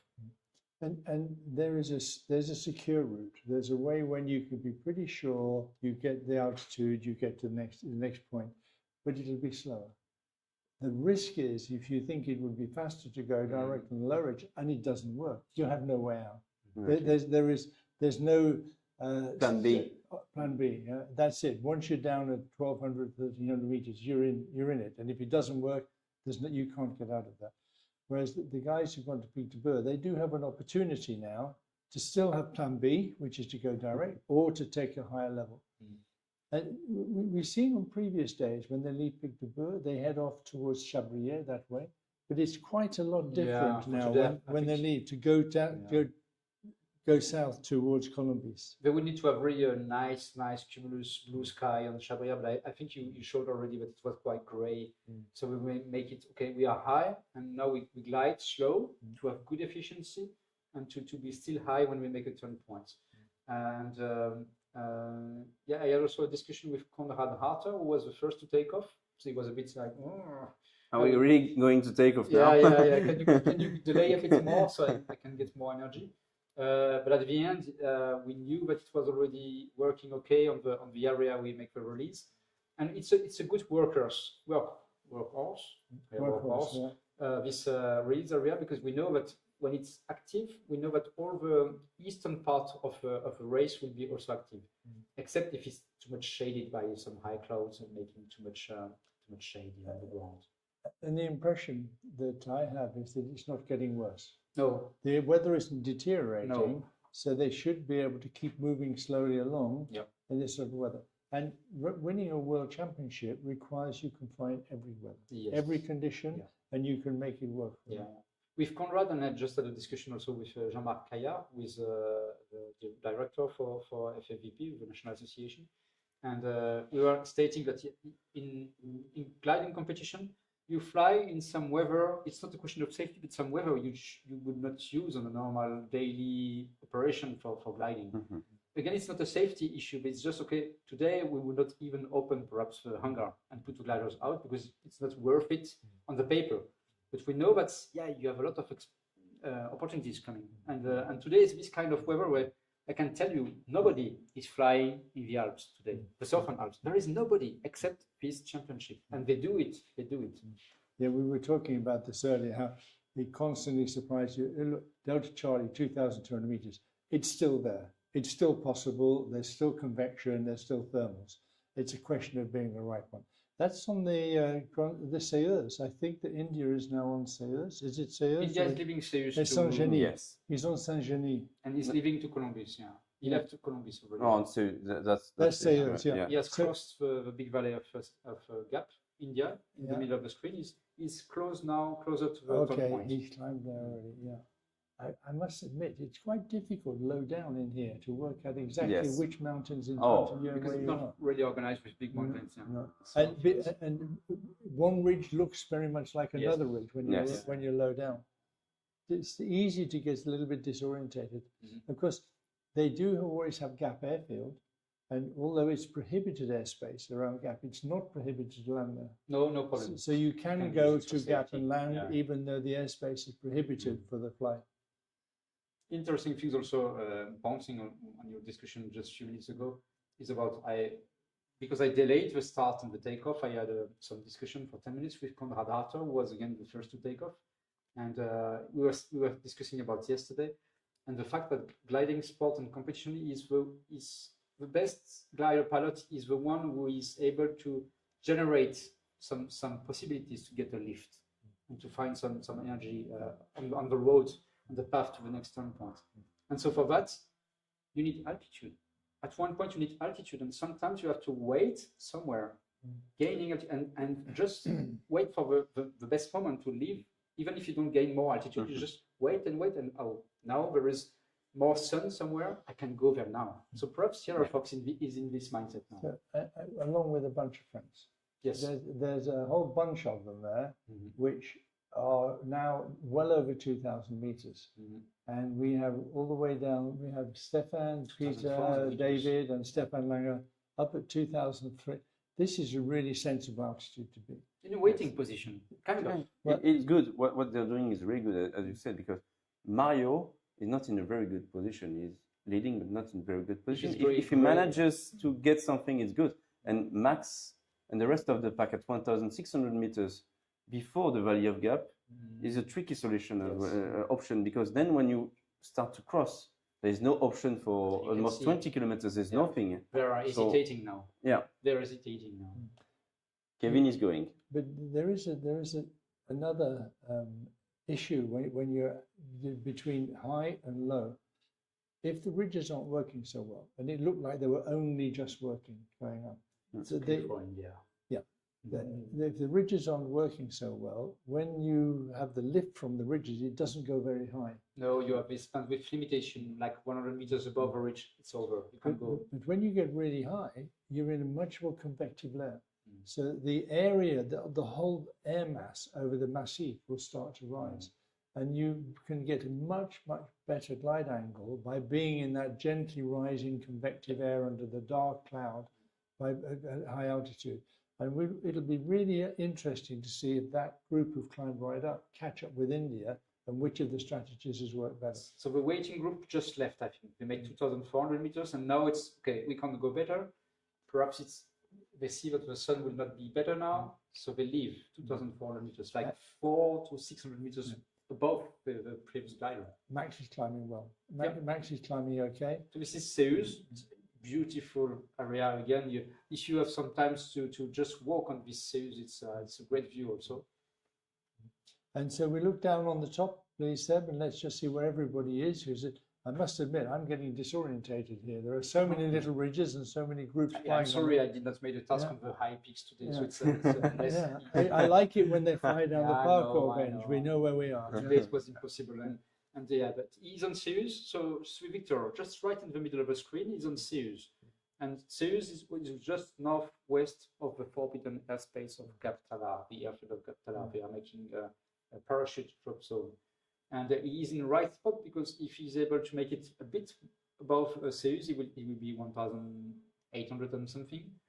And I'm not sure that the German pilots who made this waiting area will be able to catch up. We will see in a few minutes. And India has moved on to the next ridge, but we've completely lost Didier. Kiliwski's disappeared because For now, we have no data from Didier. Yeah, so he will come back, but where will he come back? Exactly. Wo ist Didier? Oh, and Sierra, Stanisław Biela from Poland is also in this area with Didier, a bit higher. Yeah. But we keep going. Yeah, they're really remarkable. They can keep going at such a low altitude. The forecast was south to southeast wind, so that's why at one point when they leave the shaded area from Seus, which is a bit to the wind compared to Pic de Bure, now they are entering an area where they can make some we say 8, make some 8 along the ridge like this, and grab altitude and gather altitude and collect more energy. It will be slow. It will be slow. Yeah. Definitely, it will be slow. And the reason to go low on the ridges is to keep running. So when you have to stop and climb and you only have the ridgelet, it's going to be slow to come back up again.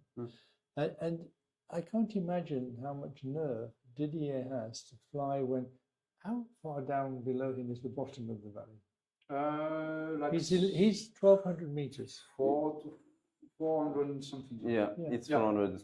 Yeah, I think it's still like you can see that Fox Quebec is landed in it's a small plateau on the Asprey-sur-Bécher field, 830. So they must be quite at the same altitude in this valley of Venice. Yeah, I think that's quite a bit higher than where Didier is now, but still, he's only flying at 400 meters above the ground. Okay. And I mean the ground, I mean where you can land, where it all stops. Exactly. That takes a lot of nerve. In an area like this where you come around one corner into the next ridge and nothing happens. You don't have any time. And Didier is an expert at this. He's a real specialist, and I hope it works for him today. It worked for him when we watched him do it before, but time will tell. Only it'll unfold. So for followers, Juliet Golf on the left part of the screen. Wow. We have two things to follow. First, India, we didn't add any points from him for the past 4 minutes, any data. So maybe he's turned Columbus and he's coming back on the low ridges here, and we'll have the information in a few seconds or minutes, followed by Kevin Four, and we have the group with Eric Borgman here at 2,000 meters. Stefan Langer is just behind 2,100. 3 Victor, Max 6 on Seus, spot on. It's climbing good, 1,800. Even if he is rich and they catch him back with Stefan Langer and Eric Borgman, right position, high, again, controlling. He tries, I know that he tries to control the race a bit because he knows that it's always bumpy on this kind of. And we can see he's still climbing well. Yeah. He's still climbing well. And he knows exactly where the others are. You can see on his system they are coming, but I'm okay. And he had to come all the way around to the south face Southeast to get part. the And that's the difference between the right decision and the wrong decision. If you get there, it's too far off track, I go. But no, I have to go around the corner. But I believe that now perhaps if he has a small thermal from the top of the southwest part of Seus, he's really in a good position. He becomes really in a good position. So it's just a question in the next minute if he is able to reach the top of a hill and then catch a small thermal to make 2,000 something. Wow. So what is the altitude of the top of Seus? Yeah, 1,850, something like this. So he's actually ridge soared up. 2,000. 2,000 meters. Is the highest. So he's still not at the top of the mountain. No, there's still some energy to gather before he can make perhaps a turn with the thermal and win 200 meters, 300 meters. This would be big for today. So if we look on the top of these set, please, and we look down on this group of pilots. And you can see that Stefan Langer is looking directly to the south to join. That's what I was thinking. He's going to be in a good position. They're tracking round to get the south face of here to then run on the ridge better. And this is a good view because when we look at it now, we can see coming out of the turn back towards Malou, it's a north face on that ridge and Gap Valley. Are they going to find any lift along that north face? Or how are they going to manage when they get round the turn if they're not high? This will be the difficulty of the day is to get out of this turn point and to join the hills which are on the right of the screen now, just next to the table. Okay. And if they are not high enough, they will make the effort to make it as best as possible here and to go back to Seus. Leo and India are way out there. Oh, he's low now. Yeah, but they're climbing. Yeah. Yes. But I think he made a turn point, perhaps. I think he made it, but we're not sure. But Even on a 2D track. I'm a bit surprised he's so low if he made a turn point. I don't know. 1,100 meters. He lost 200 meters. Let's not speculate because we can only confuse everybody. We just have to wait and see when how high they climb here and which way they go. But what's interesting is it marks the climb out. Yes. When you come out of the turning point, you know you can go back to that point to climb, because you cannot fly on the other side of Malou towards La Motte. Yeah. It's quite a high col to get over. Way. If you are 1,300, it's difficult. Yeah. And you need 1,800, 2,000 meters to go on the other side. Or less, but still, you need this kind of 300 or 400 meters more when they are then 1,500 would do. Difficult. Stefan Langer is 2,100 meters. Maybe Max has had an info that Christophe is climbing very well in a climb 2,200 meters here and going back towards Christophe, so that's surprising. So Stefan is at just above the ridge here in Seus, just above it. And there's quite a Max is coming back towards Christophe, who's getting a good climb. Peter Millenard, 2,300 meters as well, which is quite good. And Yankee Falls with them, Stefan. This group is building quite a different strategy to the group that's running on the ridges. Yes. And they look like they've decided an altitude is the game, stay high, move on gently. And the other guys have decided the ridge soaring is the game. Yeah. And now they've got to climb because they've run out of ridges to soar. I think they are thinking about, okay, turning the point is okay, but we need to think how to make it back from this turning point. And in not losing the point and landing in Gap Talar airfield, because then it's over. So they are, okay, we need to accept to again, wait, gain altitude and not be too low. And it looked like Kilo Whiskey there in stealth mode. He's creeping into the turning point. So we have, I think, Leo, so Alberto Sironi and Kevin from France. So Alberto from Italy and Kevin. Now just joining the turn point. And India, so Mario is climbing. Is struggling a bit on the foothills, close to the northwest part of this area of Gap Talar. But he's climbing gently, but difficult. I've seen something from Hotel Charlie. Maybe we can have a look. They are low here, but they took the option towards La Motte du Caire and Jaligné. So we made it really soft. Malop. Yeah, very soft of the track. That's Adrien Henry. Was getting a good thermal here on Malop and close to Jaligné. It's the soft option that we were talking about with Aude before. So that's another option that is good. In his position, Fox Mike in the center of the screen, so Adrien Henry, if he can make 2,200 meters, 2,100 meters, then he can follow the small ridges going directly to the north on the turn points, and perhaps he will be able, if he make 2,100 meters, so he's on Malop, which is just south of the airfield of Gap Talar, and if he's able to just follow the ridge, which are green, going to the turn point, he could join it back also, because he will be able perhaps to make it 1,600, 1,700 on the turn point. So yeah, exactly this line, So what you're saying is that from the first turning point, they've taken a much more southerly route to come across the valley to Malou and then go to the turning point. Yeah. And the other two, we've had two different strategies. One is to go direct, lower down on the ridges, and the other one was to climb at the peak and then go at high. Yeah. It's interesting to see which one of these is going to be good, because 2,400 meters. we won't really know which one of these strategies is best until they have to climb after this turning point. Sierra Then it'll Fox become will obvious. be like 300 meters above India when he comes back, because he's already 1,900 meters. So it's not a bad position at all. So Kevin Ford and Alberto Sironi, we assume have turned the turn point to Columbus, and they are coming back towards Gap in the valley here to go towards turn point 3, which is La Motte du Caire aero that you've seen. So close to the area where Mr. Adrien Henry is climbing, and Hotel Charlie, I think, also. Björn Gensel from Germany. This is again a really beautiful area, this turn point of Mont Columbus, because it's so close to the lake of Serponçon. And you have a general view on all the high peaks around and the Écrin Natural Park on the north. It's really, really nice. And it's super safe for the pilots, because even if they are low, they are just to follow the valley and they go to Gap Talar airfield. So it's really secured and comfortable to make a race. And thank you again for all these airfields around. The turning point is on the eastern end of the Lac Serponçon. Western end of Lac Serponçon. Exactly. Yeah. Which we can see here now. And that's the turning point on the left side then. Exactly, it's that's on Columbus on top of this hill. So they are on the other side of this slope when we are making the turning points. So it's a pretty, apart from Gap, there's not very many options around here. You need to know where the options are. The next one is on the northeastern part of the lake of Serponçon. You have some on the north and on the west. And there is the Spinat outlanding field here, so top of the of Columbus turn point. Yeah, in the valley.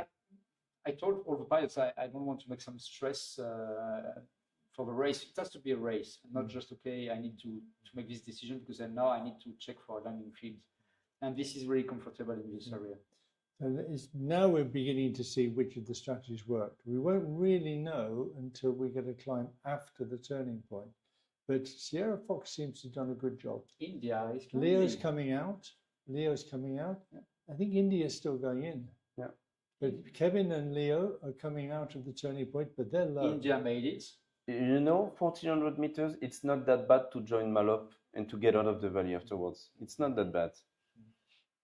And he's really patient now, Mario. He knows that, okay, I need to be patient. I need to be patient. That's okay. Need to climb. Peter Milena is a very good Delta Charlie also. And to Lima. Lima is really high.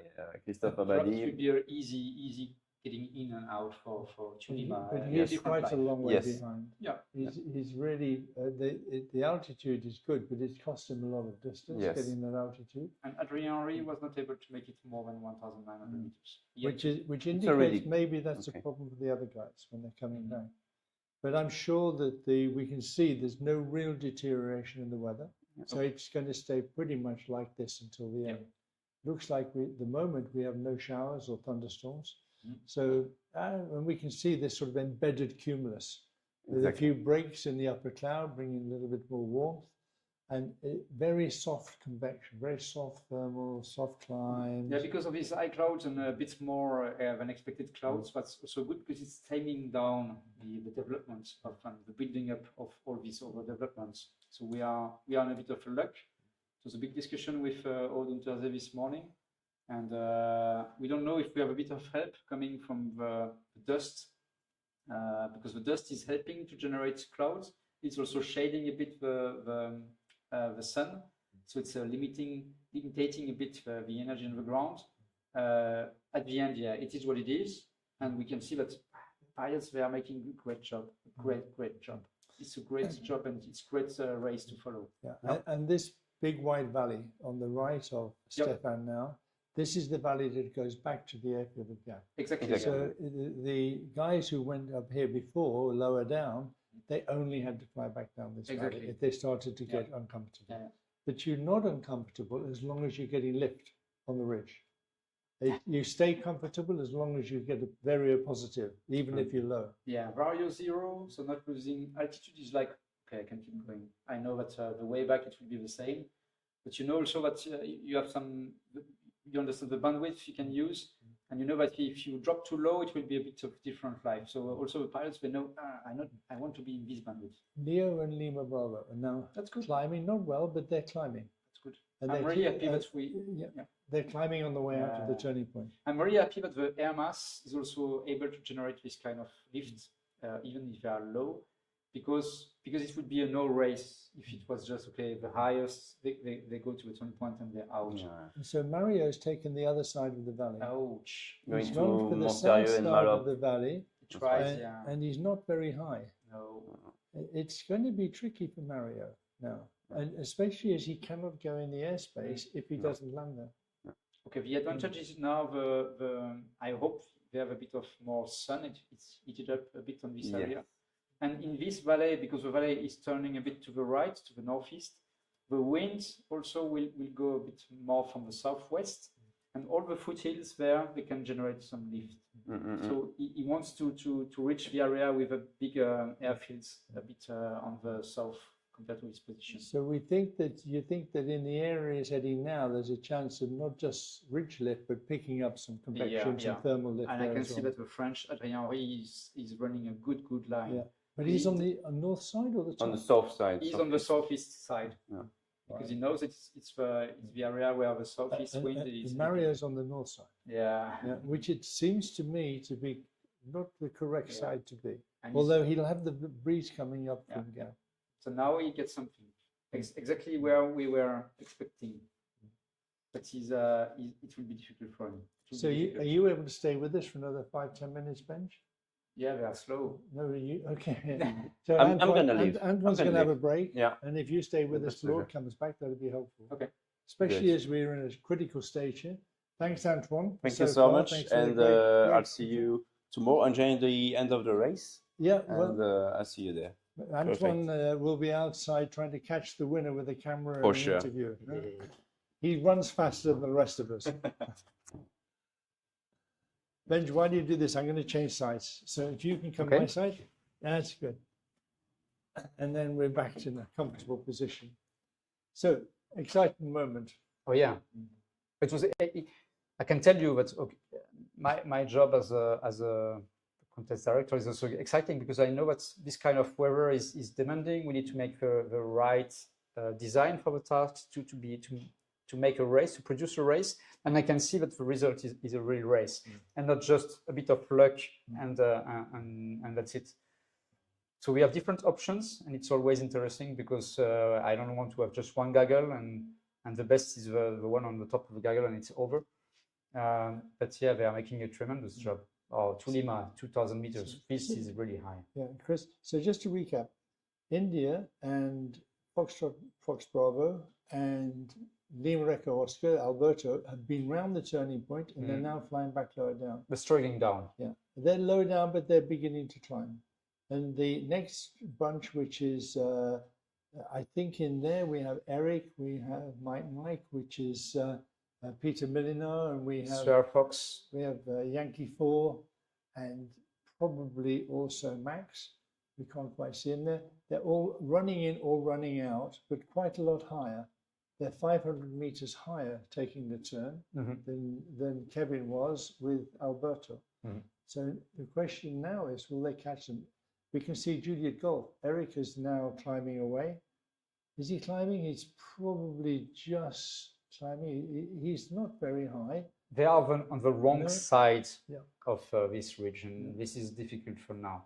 And you can see that India is dropping now really low, and he has to come back to the spot where Lima Bravo and Leo are. And the life is completely different for Sierra Fox, because I think he was able to still be at 1,400 meters and to catch directly back the small hills. Yeah, they are 1,500, 1,400. So Juliet Golf, Eric has caught the Kevin and Leo. He's a bit too low also, yeah. Yeah, he's caught. He's in the same place more or less. Now the approaching group, which are the ones who climb on the Pic de Beur, is when we'll find out which of the strategies was good. And the worrying thing is we've not seen anything of Didier for quite a long time. Yeah, quite a long time. Didier's kilo whiskey. So I wonder, we can start to wonder a little bit about where Didier is, because it could be that he's stuck somewhere completely. And maybe he's really struggling to get his altitude. La Roche des Arnaud, yeah, okay. He's still flying, I think. He's still. Yeah, and you have some landing fields on, close to this main road coming from east to west. So again, it's not an issue, and he knows the place. Yeah, it's difficult to know exactly where and how he's going to get out of that situation. Just one decision was enough again, for Didier to be a bit too low at the wrong moment, perhaps, and to not make. Perhaps it's good to stick with the others sometimes. Yeah. So we look at where Max is, please, Seb, because he's the highest at the moment, and I think he's probably just coming into the turn. Oh no, it's far away. Max is still far. Yeah, it's far away. He had to make this U-turn and going back to the west part of Serie. So he's got a long way to run to the turn. So this will be difficult for him. And I believe to Lima, so Christophe Abadi, the winner of yesterday, in the really right position, because he will make the turn point really high. He just made it, 1,850. So he's way above the next ridges, coming from the eastern part of Gaptala. He can go straight to Maloup. Yes, basically, yes. He can go straight to Maloup, where we expect that the south base of Maloup will give him a good energy, good lift. Yeah. And from that moment on, the top there, it's a different race. Yeah. It changes the gear completely when we move out of this area. Adrien Henry was on this place a few minutes ago to give a lot of energy and to make the turn point too. And so Tulima will join where Adrien was, and I think there is a lot of sun there. The good advantage of Maloup, which is on the top left of the screen, is that there is no foothills in front of Malop. It's all Cisteron wide valley, so all the energy can gather, and okay, there's a ridge, it's time to go up now. So no disturbance, and this makes also, I think, quite the fame of this area. Come down, let's look over the top of to Lima and Mike, this area, and maybe we can look at which side, if they're going to go on the south faces of the ridge, they can come round the south side. Yeah, and that's where the difference is. If you've got the altitude, you can pick up the correct side. Yes. Now they should be running in good lift. And that's Peter and Christophe together. I'm a bit surprised Christophe is not, I think he will go right now and join where Peter is climbing. Because there is no point, now he's going right. I think there is no point to make it different, and you have to follow the top of a ridge. So this is what we call Mont Sérieux, and it's running and running and running. So I will make it running and running and running to that direction to Malop, which is the last one before we enter the big valley of Cisteron. So in this situation, we can see that Peter's climbing. He's climbing not very well, but he's climbing. That's okay. Christophe will join him. Yes. Would he be better to continue to the end of Malop, where you have that beautiful face you're talking about? Well, do you think he'll get much higher at that point? It depends if you are able to just be above like this. If you want to control the race, it's the time to control the race. I'm above, I stick to them. I stick to them. When they leave, I leave. Lima Bravo, has he got the altitude to come around the corner and join them? Okay, so problem for Tulima, they're will really be below. on the end still. I think he's okay. He should be able to. It's tricky because the top of this ridge we're looking at, it must be 1,200, 1,300. Too high. Yeah. They will not be able to cross. So they're not going to get over. They're going to have to run the other side. And you have to remember that India, so Mario, he made also the same thing. It was lower. So we'll see if we go back Kevin to Four and Alberto are able to find something on this small foothill, which is perpendicular to the main ridge. So I think I will need to leave in the next minute. I think you better. If Aude will come back. can join, I'm sorry, but yeah. Just when we've passed all the really excitement, you can get ready for them coming home. Well, I like your optimism. I'm sure you're right. I'm okay. I'm okay. A good altitude here, and so the changeover. Hi again, Aude. Hello. Well. So, how is it doing? You left me with a big group all sticking together, and I come give you back. Everybody's everywhere. Yeah. It's very difficult now to keep track of exactly what's happening, except we have a leading group here with Christophe Abadé, and we have Peter Millinard, who are really high on the right side of Malop, heading into the third turning point. And we have quite a lot of people who were lower but are climbing up, coming around the other side of Malop. And we can have a quick look where India and Lima Bravo are. I think that we last saw them. Well, there's Lima Bravo. He's still low. Okay. And India, is he still low? Well, we can see that Alberto's with him. India's still low. They got really stuck. They just were a little bit low with the turning point. What do you think is their chances here on this side of Malop? It's not the good side today because the wind is blowing from the south, so you'd better be on the southeast or over the crest, like the gaggle here with Peter. Oh, this is Stefan Longer.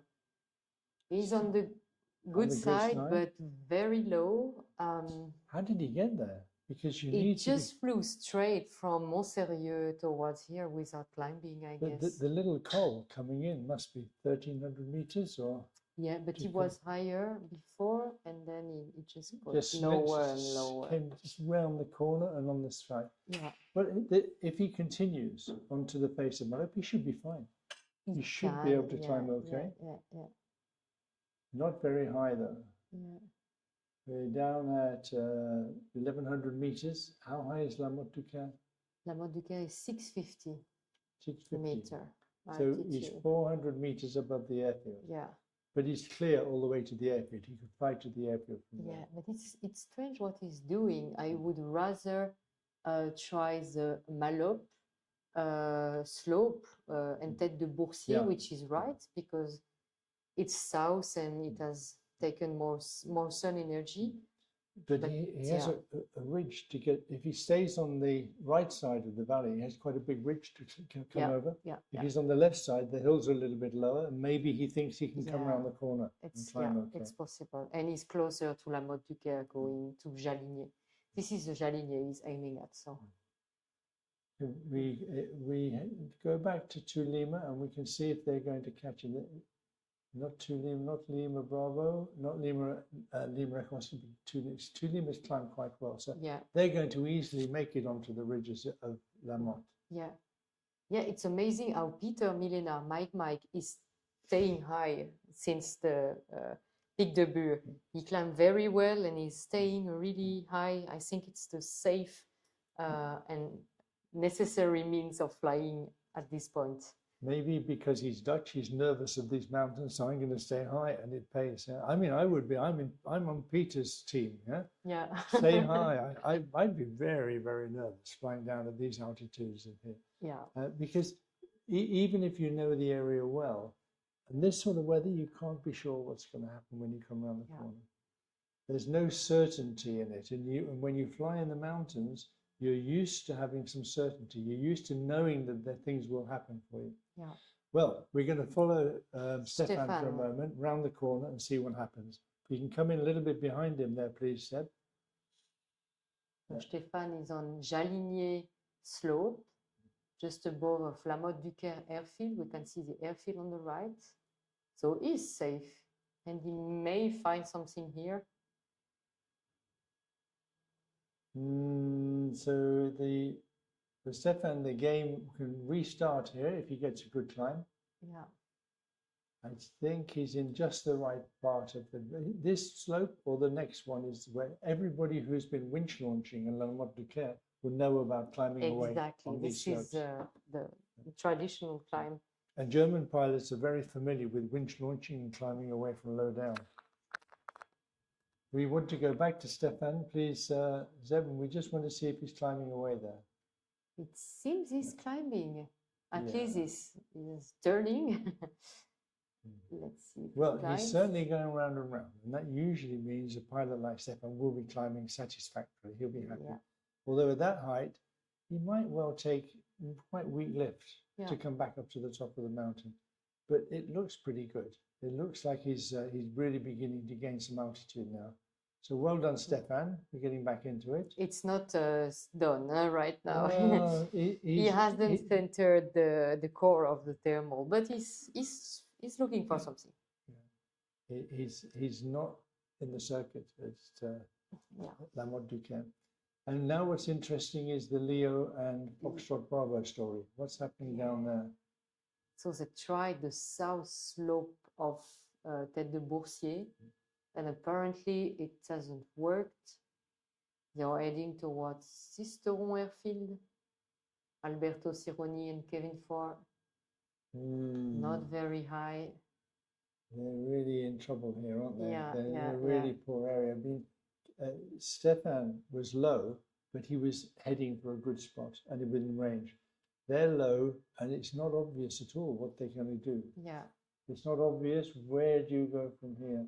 And they did a really good flight, up to this point. And it looked like it was going to be okay. They were going to climb away. Stefan's not climbing that fast. He's climbing, but he's not climbing quickly. Yeah. And it's interesting, we have Christophe Abadi and Adrien Henry, 2 Lima and Fox Mike, who were together on the Tête de Boursier slope. And I remember Adrien took a good thermal on this, so a good thermal. He took something and he gained a lot of altitude here. So maybe he's relying on this right now. We saw Adrien climb here earlier, but we didn't see him take the turning point. But he has taken the turning I'm point. sure he has. Yeah, he turns, But we didn't see him take it. So he's come back really well. If he's taken the turning point, he's now back with effectively the leaders. The leaders look at the moment like they are Christophe and Peter Millenard. They're much higher than Adrien, but he's with them. Yeah. Yankee. And I just have an information. Kilo Whiskey, so Didier Hauss, has outlanded safe at La Roche des Arnaud field, which is a field just below Pic de Bure. And yeah, the tug plane pilots are going to retrieve him with a trailer, so That's good. it's good. Well done. Good news. Well done, Didier, for well, safe landing. well fought. Yeah. And so this is the first. Well, we don't very often get actual field landings in a World Sailplane Grand Prix final. Yeah. But when you're operating this low, you know, it's a really difficult decision if you have a turbo engine to start it. Yeah. You need to be absolutely sure. And if you're not sure and you have a nice field, well, Yeah. safest option is to land in the field. Definitely. If the turbo doesn't work, then you have a really big problem to solve. And Yankee 4 is down there.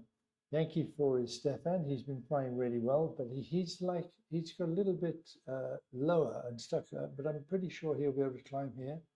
And we can see that Stefan Langner hasn't really climbed now. He looked like he was climbing okay on the ridge, but he didn't, and he's had to move on further down the Valley of La Motte, looking for the thermal. It's worrying, isn't it, that the ridge you expect to work doesn't work in a place like La Motte. Yeah. It's a nice valley. It's a nice valley, Wind but at the end. yeah, maybe the cirrus are quite thick in this area. It's hard to imagine how the sky is looking like because it can be very different from what we have in Saint-Auban. So, but we have a good south wind here on the F. Yeah, so, there is south wind right now. And so you would expect there to be a nice wind in La Motte Valley. There could be, there could be nice south winds. And the sky is leaden, we say in English. Looks like lead. Lead. Yeah, plomb. Yeah. And, ciel de plomb in French. Ciel de plomb. Right. And Stefan maybe didn't, for some reason, decided not to go to the right side, where we can see now that Adrien and Christophe are climbing. Yeah.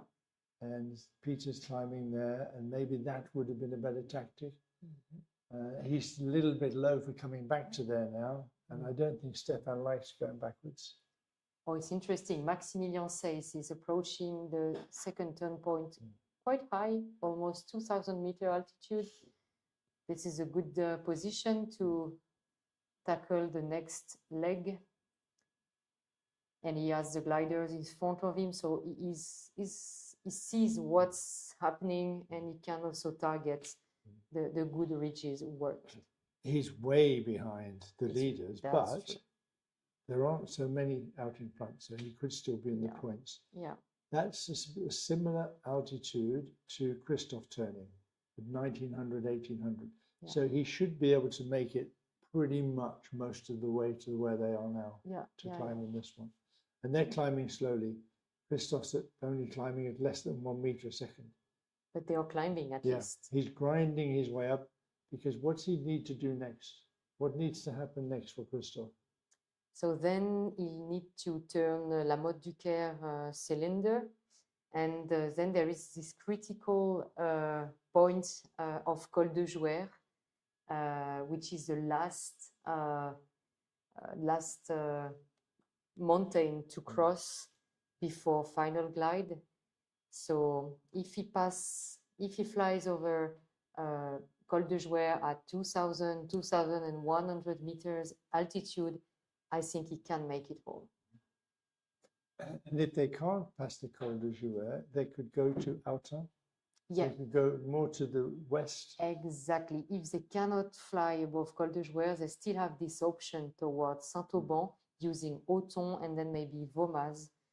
It can be working right now because we have still cumulus there. So Seb, whilst they're climbing and we're waiting for them to get the altitude to leave, can we look at the next leg going out, and then you could probably draw for us the option of the routes that they can take, so we can anticipate what might happen next. So if we can look down on the next turning point. Oh yeah, we see the trailer of Kilo Whiskey leaving. You can see it direct on the screen. So they are leaving for Didier's field at Pic de Bure. So we can see the convective cloud. That yes. convective cloud is over Autun, Jouer. Yeah, they are cumulus. They are a little bit spread out. It's there is shade actually, but still cumulus basis. So this is still good news on this last race part. It's sort of embedded cumulus, isn't it? It's Yeah. sort of embedded in the stratocumulus layer almost. And Yeah.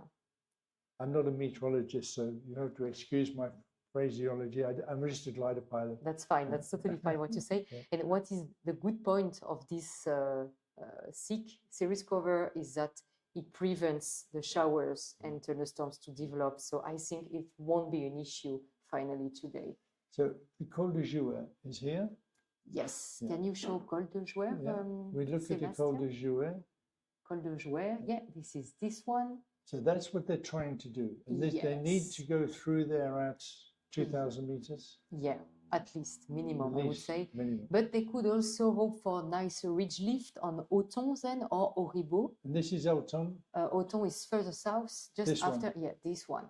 And then you have also La Big crest to ride a little bit more up to Pousson. Then it's quite This one. aligned. Yeah, La This one, Big yeah, is yeah. here. Yeah. But if they cannot make the altitude, they have to go all the way around. No, they can. So if they are high enough, they can just go in between, in the middle, just yeah, exactly this way. If they are really low, they are forced to go to Sisteron and to La Baume. Yeah. So it's tricky now. It's Yeah. really important to have the altitude to clear the Jouet. Definitely. So now let's go back and see if they've got it. Yeah. See if How they've are they managed to get doing? the altitude. Because it's what, 10 kilometers to the Col de Jouet. Yeah. Yeah, still 10 kilometers to the col and still 50 kilometers, more than 50 kilometers to go. But 2,000 Okay. meters is okay. 850 today. Yeah. Yeah. The Yeah. finish altitude is a little bit higher today, 200 meters higher, 850. So they will need a little bit more altitude. So we have Kevin for Lima Bravo. Who is Kevin, what are you doing? He's appeared from the Gap Valley, still flying. is This is trying Hungary. to. This is the Hungry rock. We call this a rock. It's not a mountain really. It's a small hill above Sisteron airfield. So here is safe because he has. He can land in Sisteron if needed. So it's totally fine for him. And on the south side of this Hungry rock, he can find something. It's the place where you traditionally try to find a thermal when you are low in Sisteron area. And Sierra Fox is really quite low, coming down the valley towards Sisteron. Yes, Sierra Kevin's Fox. flying. Kevin seems to be positive about this. And Sierra Fox has said, oh, maybe if I stick to that slope, I can have some of that too. Yeah, look at Kevin. He seems to, Yeah. well, it'll be remarkable if from this position he was in 5 minutes ago, Yeah. he gets a really good climb. It'll be remarkable. Mhm. Stefan's a bit low, maybe. Yeah. Maybe he's a bit low to get the lift here. Yeah, maybe the ridge works. We don't know. We'll see that in a few minutes. Yeah. And we must remember that Stefan doesn't have a motor. Yeah, He has that's no true. turbo, he has no means of propulsion, so he's just a glider today. And I'm sure that that's really on his mind at the moment, that if he doesn't climb, he has to be able to get Seastrom. Yeah. Oh, look, we have the highest pack here. Peter Millenard, David Bauder, Christophe Abadi. They have reached a nice altitude. 2,100 meters is quite good. And Stefan Goetler is with them. All Yeah. good pilots. Yeah. We were talking about this before, how Max said that he thinks the standard over a broad number of pilots is very, very high. Yeah. They're all very, very competent pilots. Mm. Yeah. But it's also interesting that Peter outclimbed Christoph. So Yeah. they were similar height, and he's got 100 meters Yeah. more after that. But from the beginning, he's climbing better than the others. I have the feeling that he might be at a lower wing load, He might have maybe got rid of emptied his some water. water. It's possible. Yeah. Because they don't carry much. The maximum wing loading in this competition is 48 kilograms a square meter. That's a wing loading which is we keep for safety. The handling of the gliders is much better at the lower wing loadings. And from, I think, about 6 years ago, final, we introduced this wing loading. But now we're seeing a different generation of gliders slowly coming in, and maybe for the next final, we will be raising this to accommodate the newer gliders. And because we're seeing less of the older gliders and more of the newer gliders, so the time has come to move it up a little bit. but we still will keep a wing loading that is designed to keep the gliders handling as safe as possible in the mountain regions. When we have a qualifying event without mountains, then we allow a higher wing loading because the handling isn't quite so important as we're not flying on the rocks and close to other gliders. Well, that's into the turn. Well, one of the things we just mustn't forget is I don't think Kevin's been into the turn. Do you think he went to Hungary? He's gone straight to Hungary to climb? You're right. So they he has just to went come west, back. so they need to come back then. Yeah, and Leo, I think, will be the same. Stefan's climbing. Wow. Yeah. Did he? He must have gone through the turn. They had He a has good to go through climb. the turn. Yeah. They had a good climb because they already caught some. That's great. Really quite remarkable. Yeah. Stefan's already climbed up 200 meters since he arrived there. Ooh, that will have been quite a sweaty moment for Stefan. But the mark of a very, very competent, very clever pilot. That he knew, try this base, try that base, try this base, and eventually he was rescued by his last choice. Yeah. And he had to be patient now, really, to take the altitude, take this energy, because it's getting late. It's already 4.5 past, so yeah, they definitely need to stay high from now. But we see that in Saint-Auban, the sun is shining a little bit more, so it may improve the conditions on the last leg, on the last 3 legs. Well, we have a steady wind here. We have a predictable wind. Nothing strange has happened on the airfield. And the ridges, once they've crossed Jouer, are pretty predictable in this wind direction. So they can expect the Big, the Crête de Limon and all those areas to give them some help.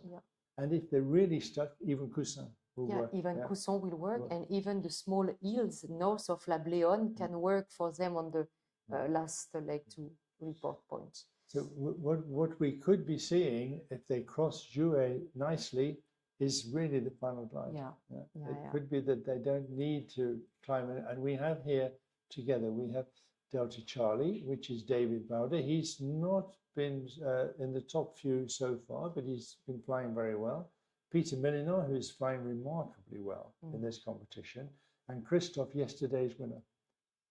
They're coming up together. Seb's trying to tell us something. Sorry?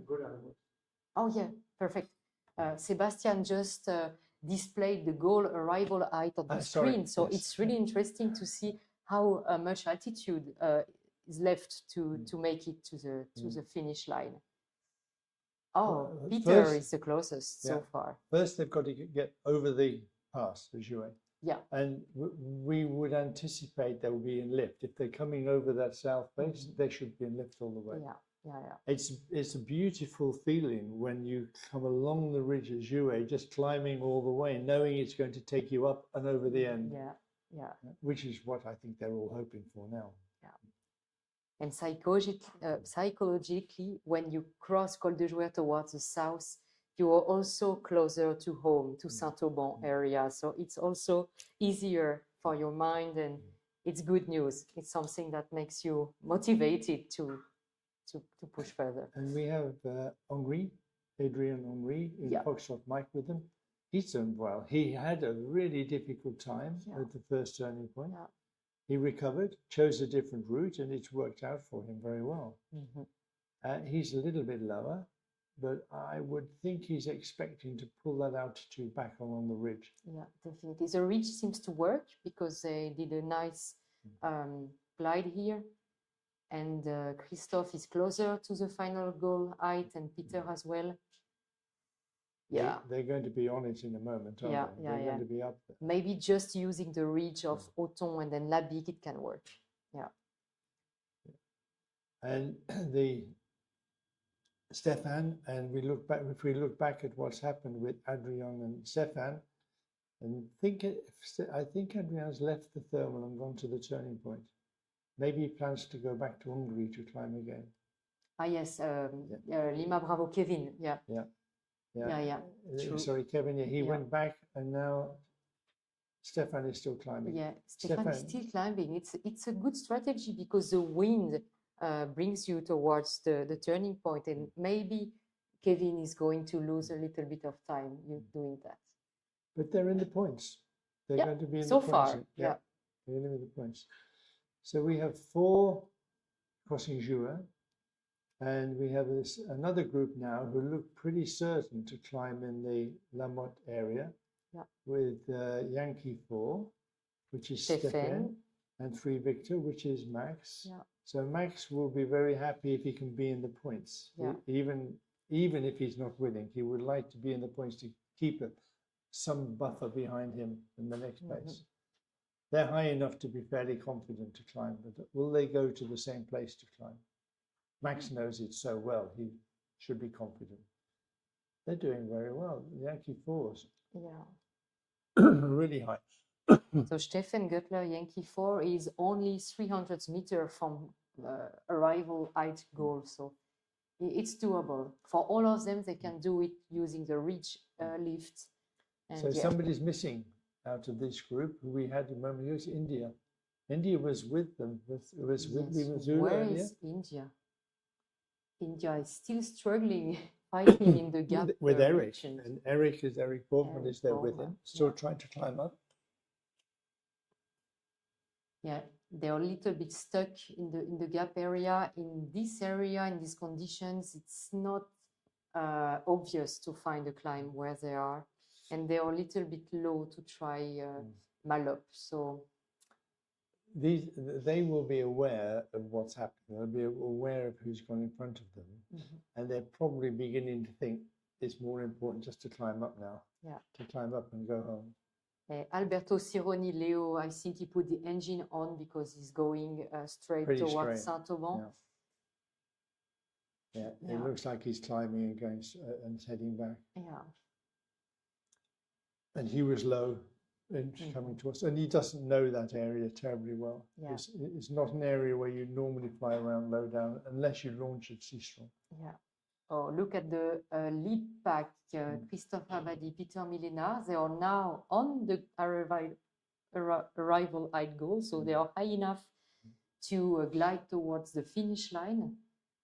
So this is it's going to be tricky in between these two because they are really close to each other, and it's going to be a matter of how they manage the reach, how they manage the last glide. And also, there's a little height difference. There's Mike, he's flying a JS3. Yeah. And Christophe is flying a GS3 as well. GS3. So there's not a little difference in the gliders. And Delta Charlie is flying a Ventus 3. Yeah.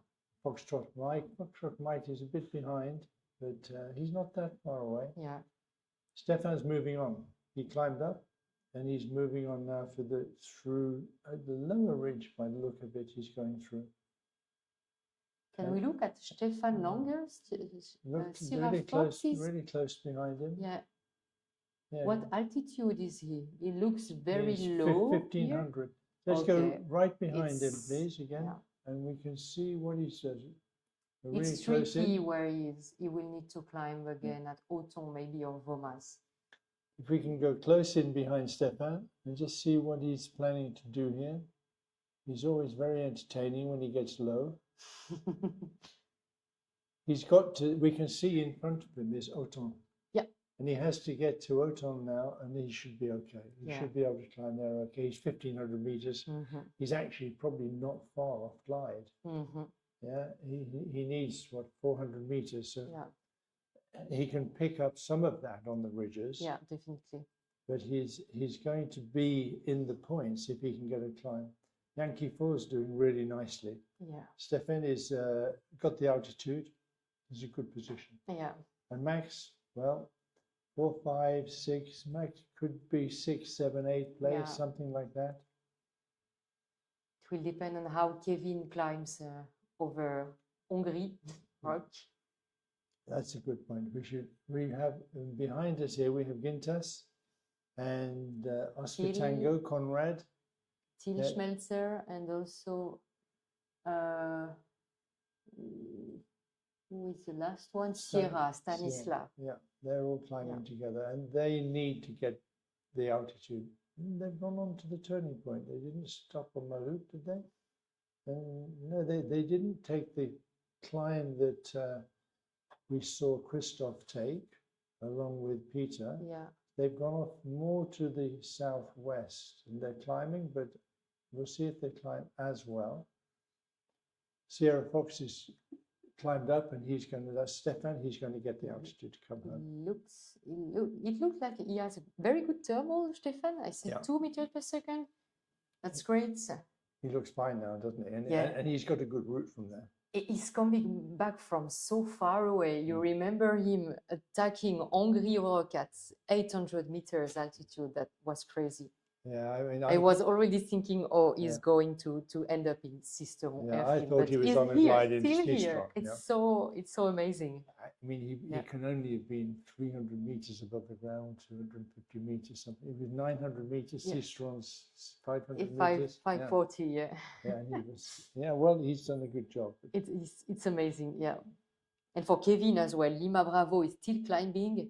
I hope he will catch the altitude to cross like Stefan, and then I think it's done. The conditions are quite good here, or at least not that bad, with little bit of sun, and you see these cumulus clouds on the slopes. So. Really weak cumulus, but it doesn't need to be strong if you've also got the wind and the thermal as well, and it's enough. Exactly. Stefan's climbed up to what is now a safe-ish altitude for the final glide. Yeah. If he knew exactly what his position was relative to everybody else, it would help him a lot. But of course you don't. You're never quite sure where everybody else is. So you have to continue to fly for the best possible speed. So close together, Christoph and Peter, they are pushing right now. We see that the ground speed is much higher, much faster. Can we put them both on the bottom? We'll keep them there for the run so we can check out their speeds and altitudes as they go. And Christoph, 1700 meters, not flying so fast, but going okay. And they need to finish today at 850 meters. Yeah. So the last leg is, lost my task sheet for the distances. The last leg is so 16 kilometers plus 8, so it's 24 from Cousson. 24 kilometers left at and this they point. look as if they're, 15, 20 from Cousson, 15 kilometers now maybe? Or even less, less. They are really close to course, there's Cousson the because they are turning point, crossing Digne-les-Bains, which is a big city below. Already past the Bigue, Yeah, crossing the valley. And they're at 4Ks, 5Ks maximum right now. so we put the bottom tickers for Mike and Christoph on the bottom for Sierra Lima, and we can compare the glides. I think Christoph has a very small advance, but they're going to be so tight. They're going to be very tight. Yeah. To Lima looks like it's just got a very slight edge on there. Yeah, and we have next turning point is 2.7 kilometers, 2.5 kilometers for Christoph. And of course, technique is important now. Yeah. Who gets exactly the right technique? The turn point radius is 2 kilometers today. So they only just need to touch the circle. So when we measure the distance, we were going turning point to turning point. Yeah. So actually, there are extra kilometers on the value we gave. So they are even above the goal arrival heights. Yeah. That's great. Yeah. They have margins they may accelerate right now. They have a margin because of the way that our program works, and they have a margin because of the next turning point also. Yeah, they don't need that's to true. go to the turning point. They can just go through the corner of the zone. Exactly. So they will be trying to take the center of the finish line. Yeah. Lima's got the edge at the moment. It's going to be interesting which side of the valley they are going to choose to fly. I would think they would take the right side, the north side, because with the south wind, you can expect some lift along the pass on this side. So 150 meters between them, and pretty much the same altitude for both of them. And so we know that Alberto used his motor and he used his his engine and he's returned to the airfield safely. So that's good. Yeah. Good decisions from the pilots when they get into a difficult situation. They take no risk. They land safely on an airfield or one of the known fields, or they come back to the airfield. The little cat and mouse game is still going on here. We have 10 kilometers to run to the next turning point, and Delta Charlie has decided he wants to have some of this. I'd like to join this game, but he's not really got the altitude.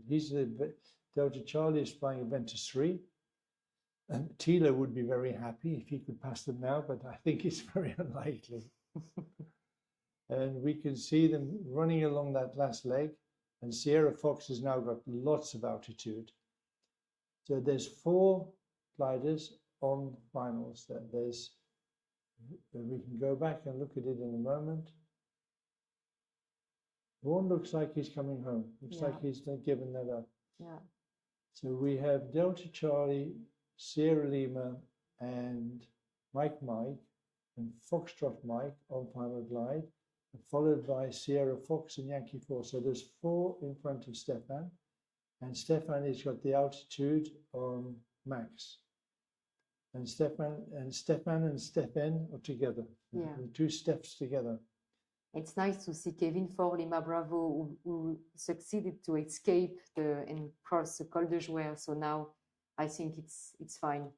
Yeah, it's going to be He tight. will make it. It's going to be tight for 1st and 2nd place, and it's then going to be tight for the 4th and 5th and 6th places. These points really matter. At this stage of the competition, having 3 or 4 points today can make a very big difference when you come to the end. You can't get 10 points every day, but if the day you score 0, it makes it much more difficult. And let's have a look at our final gliders again, Seb, and see how they're getting on. I like your distance marker. And we go Mike on the bottom as well, if you can, and put the distance on. Let's really see what's happening. We'll follow them all the way through now, the same distance more or less. Yeah. Yeah, it looks like Christoph was. Yeah, Peter was in front. Now it's Christoph. Yeah. And they are the same height. Maybe Peter did drop some water earlier. Yeah, that's why he climbed better. That's why but he was now, climbing better. We don't know, but yeah. we can maybe guess that Christoph is flying a heavier glider. Yeah. And that could be, and I don't think there's much you can do about it. Once you get to this sort of stage, if the other glider's pulling away just even the tiniest fraction, you can't catch them. Yeah. It's really frustrating. Yeah. And we remind that the Finnish altitude minimum height today is a little bit higher. We are at 850 meters altitude, so they will need to pay attention to their energy until the end.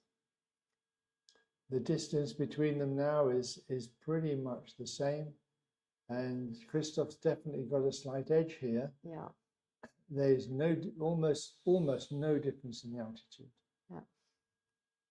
Coming over the corner of the escarpment, past Lemmy, and they'll be running into the finish line, and they must stay above 850 meters.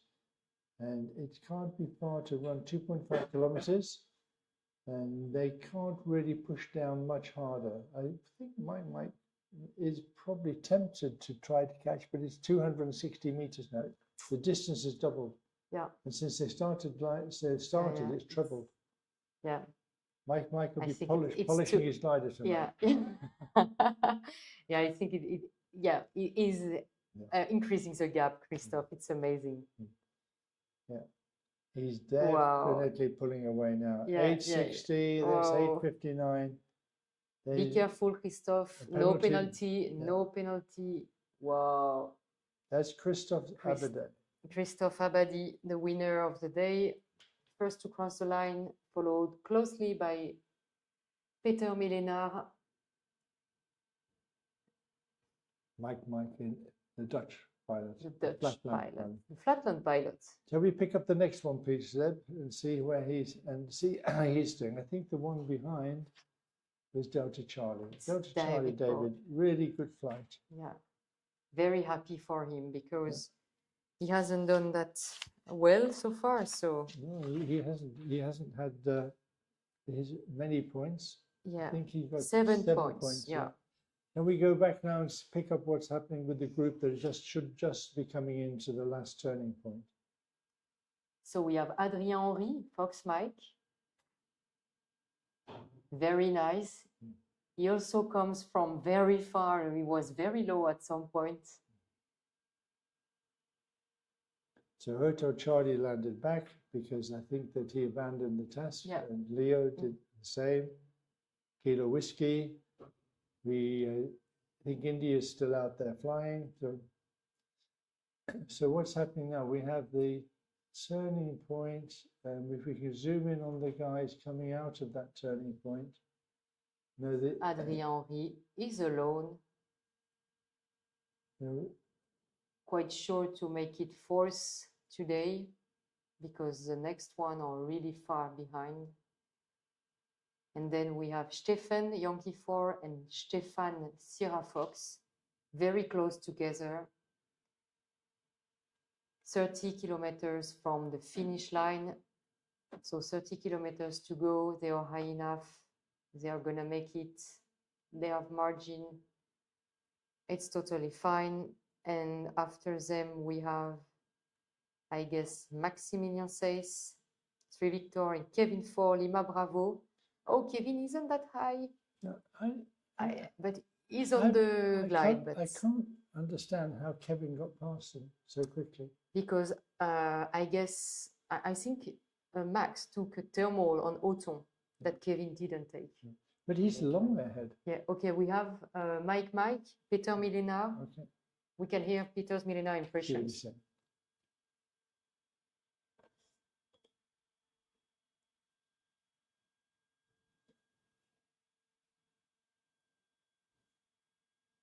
It's about to start.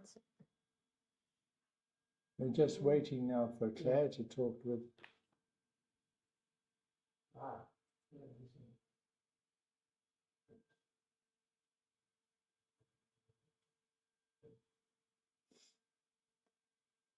So it's fine. We can still monitor what's going on the task. And Yankee 4, Sierra Fox are coming into the last turning point. Very badly. They had to dive back into the valley. Okay. But we just climbed there very slowly, very carefully at half a meter per second, and just stayed high and let the others make the mistake. And then crossing of the gap valley, just very slow and maximum glide angle to reach the other side.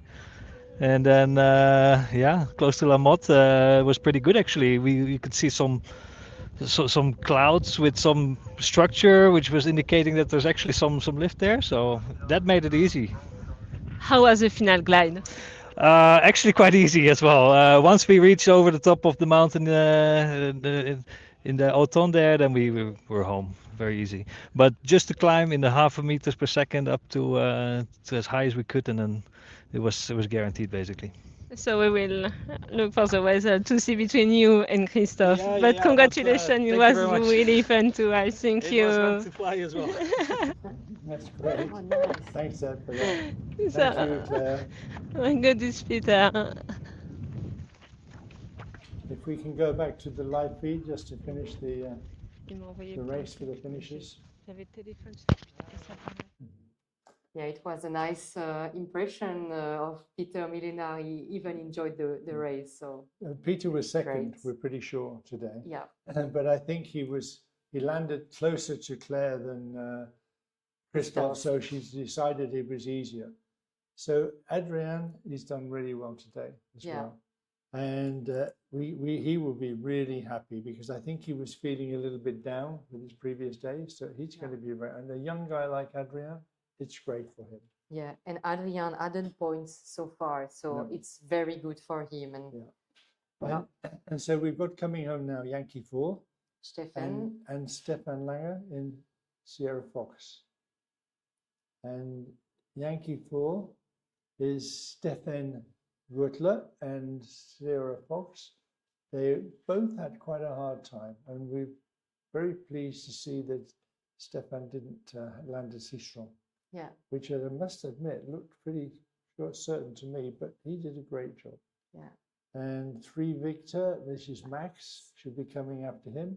And Kevin is Lima Bravo. High enough to make it home.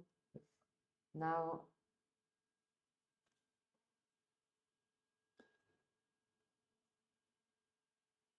and then can we have a look at what's going at the back? Maybe even further at the back, just to check if Mario is still. Where is Mario? We lost Mario, I fear. Okay, Mario is here. Okay, I think he put the turbo on. Yeah, he's looking pretty low to me. Yeah. Okay, Yeah. yeah, And so he's coming home with his engine. I think so, yeah. Let's go back to between the 3rd and 4th turning point. Oh, Michael has landed is he strong? in gap. This is gap airfield. It's gap, Yeah. okay. Okay, and we have still close Calmbar, Charlie Tango, close to La Motte du Caire turn point. So Sierra, Stanislas could be in the point still. Yeah, yeah. He could be the number 9 to finish. Number 9, yeah. And then we have Gintas and Tils, not quite in the points. So there's still we've got to keep going there, Stanislas. There's still some points to be won. Stefan and Stefan are going to, if we look at the 2 Stefans together and see if there's much difference in their glide. We zoom in on that. Yeah, it looks like Yankee 4's got a big edge. Yeah. On this glide. I think he's better positioned on the small ridge here, who can give some lift, so he may accelerate. And he looks like he's just that little bit closer. He's a kilometer closer. Yeah. So it looks pretty much like Yankee 4 is going to be in 5th position by my reckoning. And they're all high enough not to be looking at any points to any penalties. All these finishes have been quite high. I think that the glide today was very conservative. Yeah. Yeah. When you've been flying around at some of those altitudes, you take it a bit easier on the glide. Yeah. And we have now just 3 Victor coming home and Lima Bravo. And the gap between them has really increased because Max was much higher and he could accelerate, could push more than Kevin.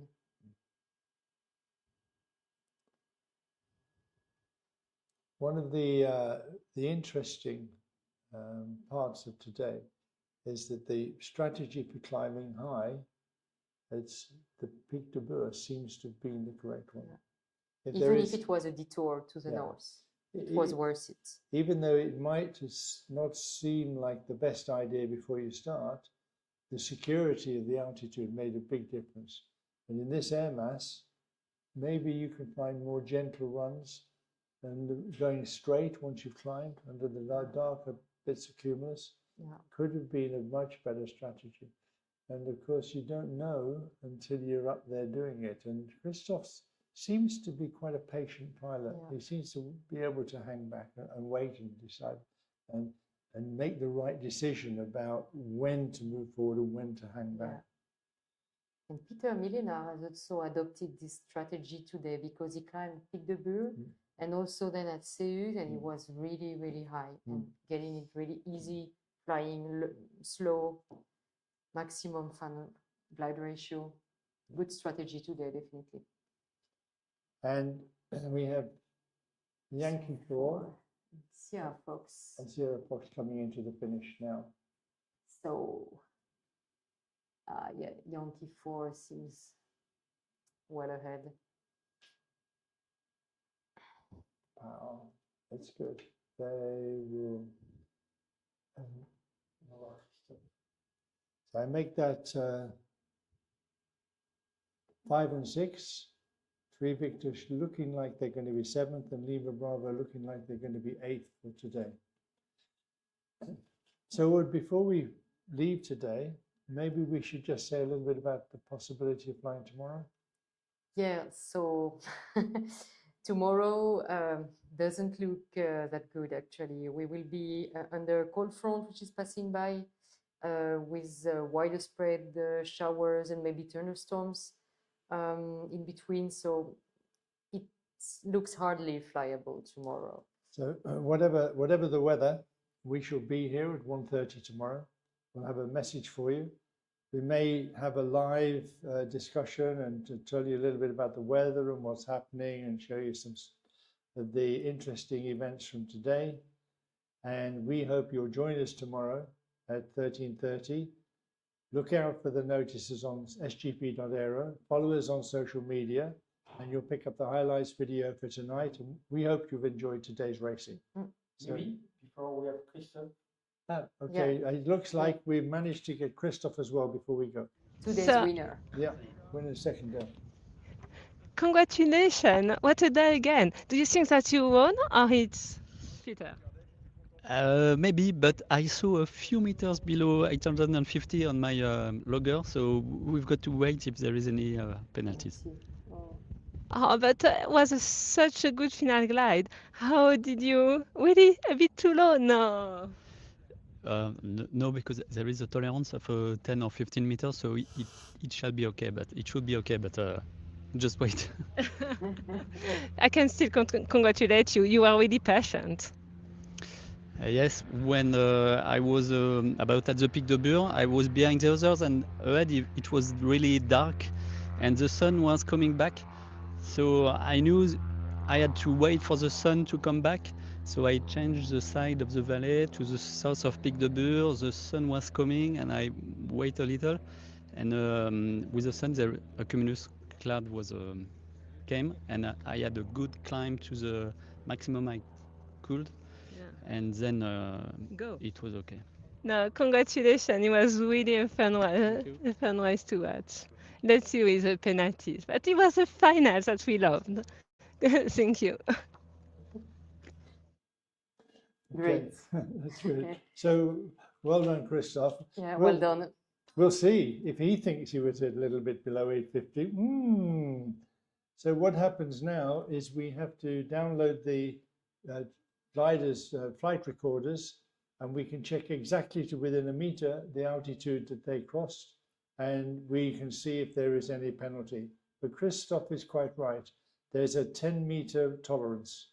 So he could go down to 840 and without actually getting a penalty in time. But if he goes down to 839, he gets a penalty for 11 times 4 seconds. Yeah, 11 so times 4 seconds, it's a big penalty. It's very expensive. So it pays not to get a penalty. So goodbye, everybody. Thank you for watching, and we hope to see you again tomorrow. Bye-bye. See you tomorrow.